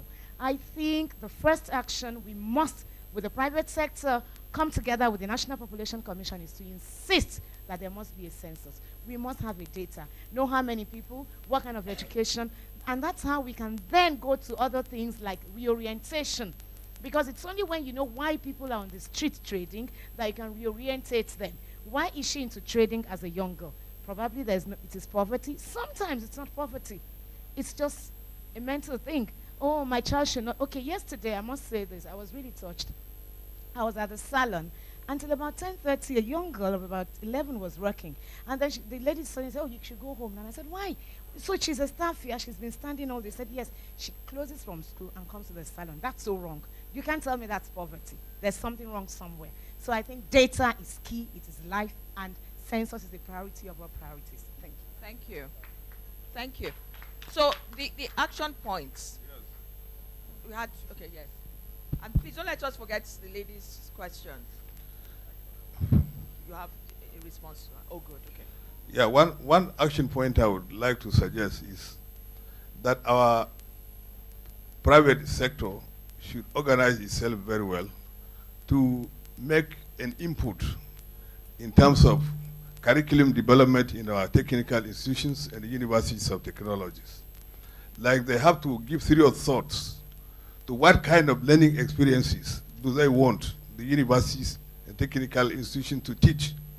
Because as of now, if our polytechnics and colleges of education are teaching or are providing degrees in law, English, Islamic studies, of what relevance are these? So it is part of the role of the private sector to approach the universities and say these are the kind of learning experiences we want them to teach so that they prefer the young engineers to the task ahead. So it is their role to organize themselves and take active part, not only in curriculum development, but in implementing those curriculums. Yeah, Rafet again. Yeah, so a lot of people have said a lot of things about collaboration, and I think is really valid. So I'll use the rice value chain as an example. So yes, so we've had issues with smuggling. Everybody knows that smuggling is a really major issue for rice in Nigeria, and people have been battling smuggling for years now, but the only way we were able to get the president's attention was the distributors, the growers, the processors, everybody came together and said, you know what, guys, we can't take this anymore. And then we took it up to the highest level. And I think that that's what they should do, because if you look at it, Access Bank is probably putting maybe some 50 million in education. MTN is putting some 20 million. This one is putting some. If everybody came together and said, you guys, let's sit, what exactly is the problem, then this is how much we'll commit to this sector, then we'll take it from there, and actions can now be taken to tackle actual root causes. So the second thing I would say is after the private sector has come together, then you need to sit with the people in education and say, you guys need to teach people flexibility, because the skills that are relevant today will probably not be relevant in 5 years, in 10 years. Let's carry it out to our organizations. Let it not die here. And give out the report that, sir or ma, there is something happening in the country called DD. And the private sector is needed to really invest in it. And this is what we think can come out of it from what you've gotten from the various sessions we have here. That's my contribution. So there's a clarification that the gentleman wants. So I just wanted to clarify your point. I think what she was trying to say is when you take services to the rural areas, the communities are asking, the members of the community are asking for something, not that the government is asking for something. I'll give you an example. If you go to if you do an medical outreach, and you see 10 people, each person coming is asking you, you gave that person drugs. Why are you not giving me drugs? Do you understand? So for them, and again, it goes back to the poverty mentality. They think there's some sort of financial benefit that they should be getting from you. So I think it's more of a behavioral thing than actually them trying to look for bribes. So what you need to do is, behaviors don't change overnight. It's a continuous process. You have to look for various strategies to be able to address their health-seeking behaviors and make them understand that just mere talking to them and trying to change their mindset is enough benefit of value that you're bringing to them. So it's just a mindset and it's not really a bribe thing. Thank you. Thanks for the clarification. And I think it will take, it's just a matter of time. We'll get there. So my colleague is going to round up. Unfortunately, we can't take any more questions. Or comments. Yeah. Okay. Thank you. Thank you very much, Dr. Sylvia. I'm asked to round up. And I want to thank everybody for being a part of this session. I'm not rounding up everything. I'm rounding up this section alone. But I want to, in rounding up, say that when many people have been doing this for some time, when you sit under this type of environment for some time, you think that you understand what demographic dividend is all about.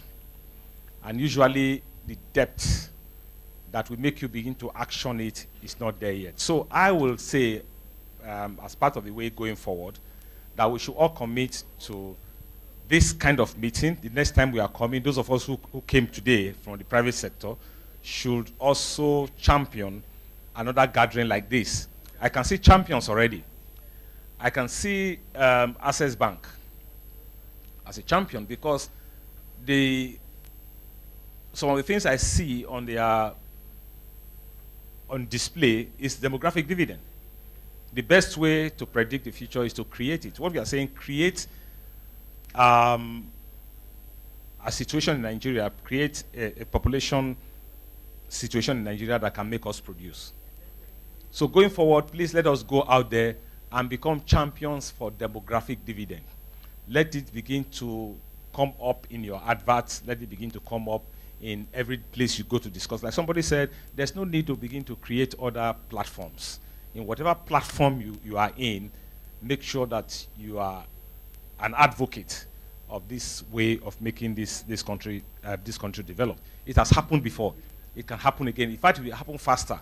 In the case of the Asian tigers, it was a period of 30, 35 years.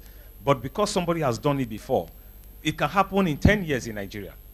It's not impossible. Even with all our inadequacies, all of it will work together. Malaysia was not always like that. Singapore was not always like that. But above all, we need good governance, good continuous governance. Thank you very much for being part of this section. Thank you very much. Please, I think we all deserve a round of applause. Could we put our hands together for ourselves? Thank you so very much. The interaction was apt, and thank you so much, Dr. Adibajo, for being an excellent compare for this session, because you actually spurred a lot of people to talk, and I love the contribution and the comments that followed suit. It's been very, very wonderful, and thank you so very much for being absolutely awesome, actually. Right now, we're gradually winding down, and we are coming to the end of this very beautiful session. I wish we could stay here all through the day, but we have to go home. And of course, our lunch is getting cold.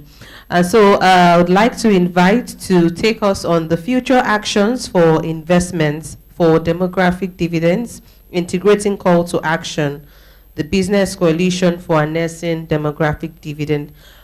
Please put your hands together for Project Director, AC Health Initiative, Isaiah Owolabi. A round of applause for him. Thank you.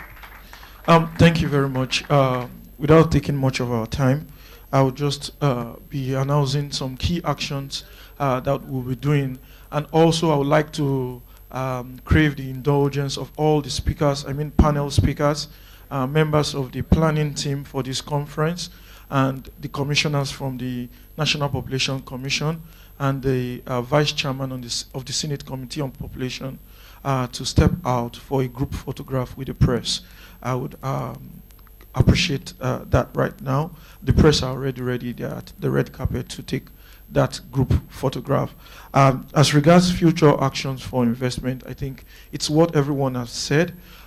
We plan to follow up with everyone seated in here and expand communication with other private sector organizations for future collaboration and hopefully the creation of alliance of private sector organization towards harnessing demographic dividend in Nigeria. Like Mr. Adorin earlier said, it's all about collaboration for impact, and that's what we'll be working towards. So if you have any other suggestion or you have any other thing you want to say, kindly write in a piece of paper that was given to you earlier and give it to any of the ushers. We'll be happy to incorporate that, and when we reach out to you, we hope it would capture what you think for the future. We see a big opportunity in this, and we believe this is just the beginning of a new story. Right now, we'll be going into the closing remarks, and the person that will be taking the closing remarks is Barrister Bimbola Salo. She's the Honorable Federal Commissioner, Lagos State, for the National Population Commission.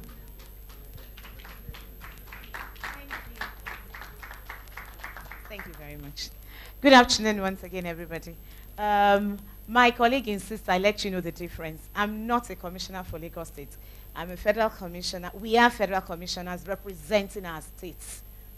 And I'm very proud to be a Lagosian. You know, it's a state of excellence. Thank you for the kind words you all said about Lagos State. Thank you. Well, closing remarks, I'm sure we've said it all.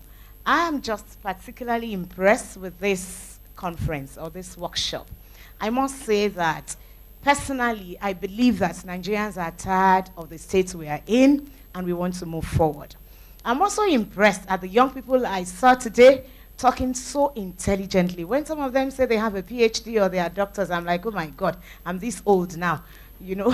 So honestly, even from the organizers of the events, I've looked at everybody, they are so young. Some of us feel so old now.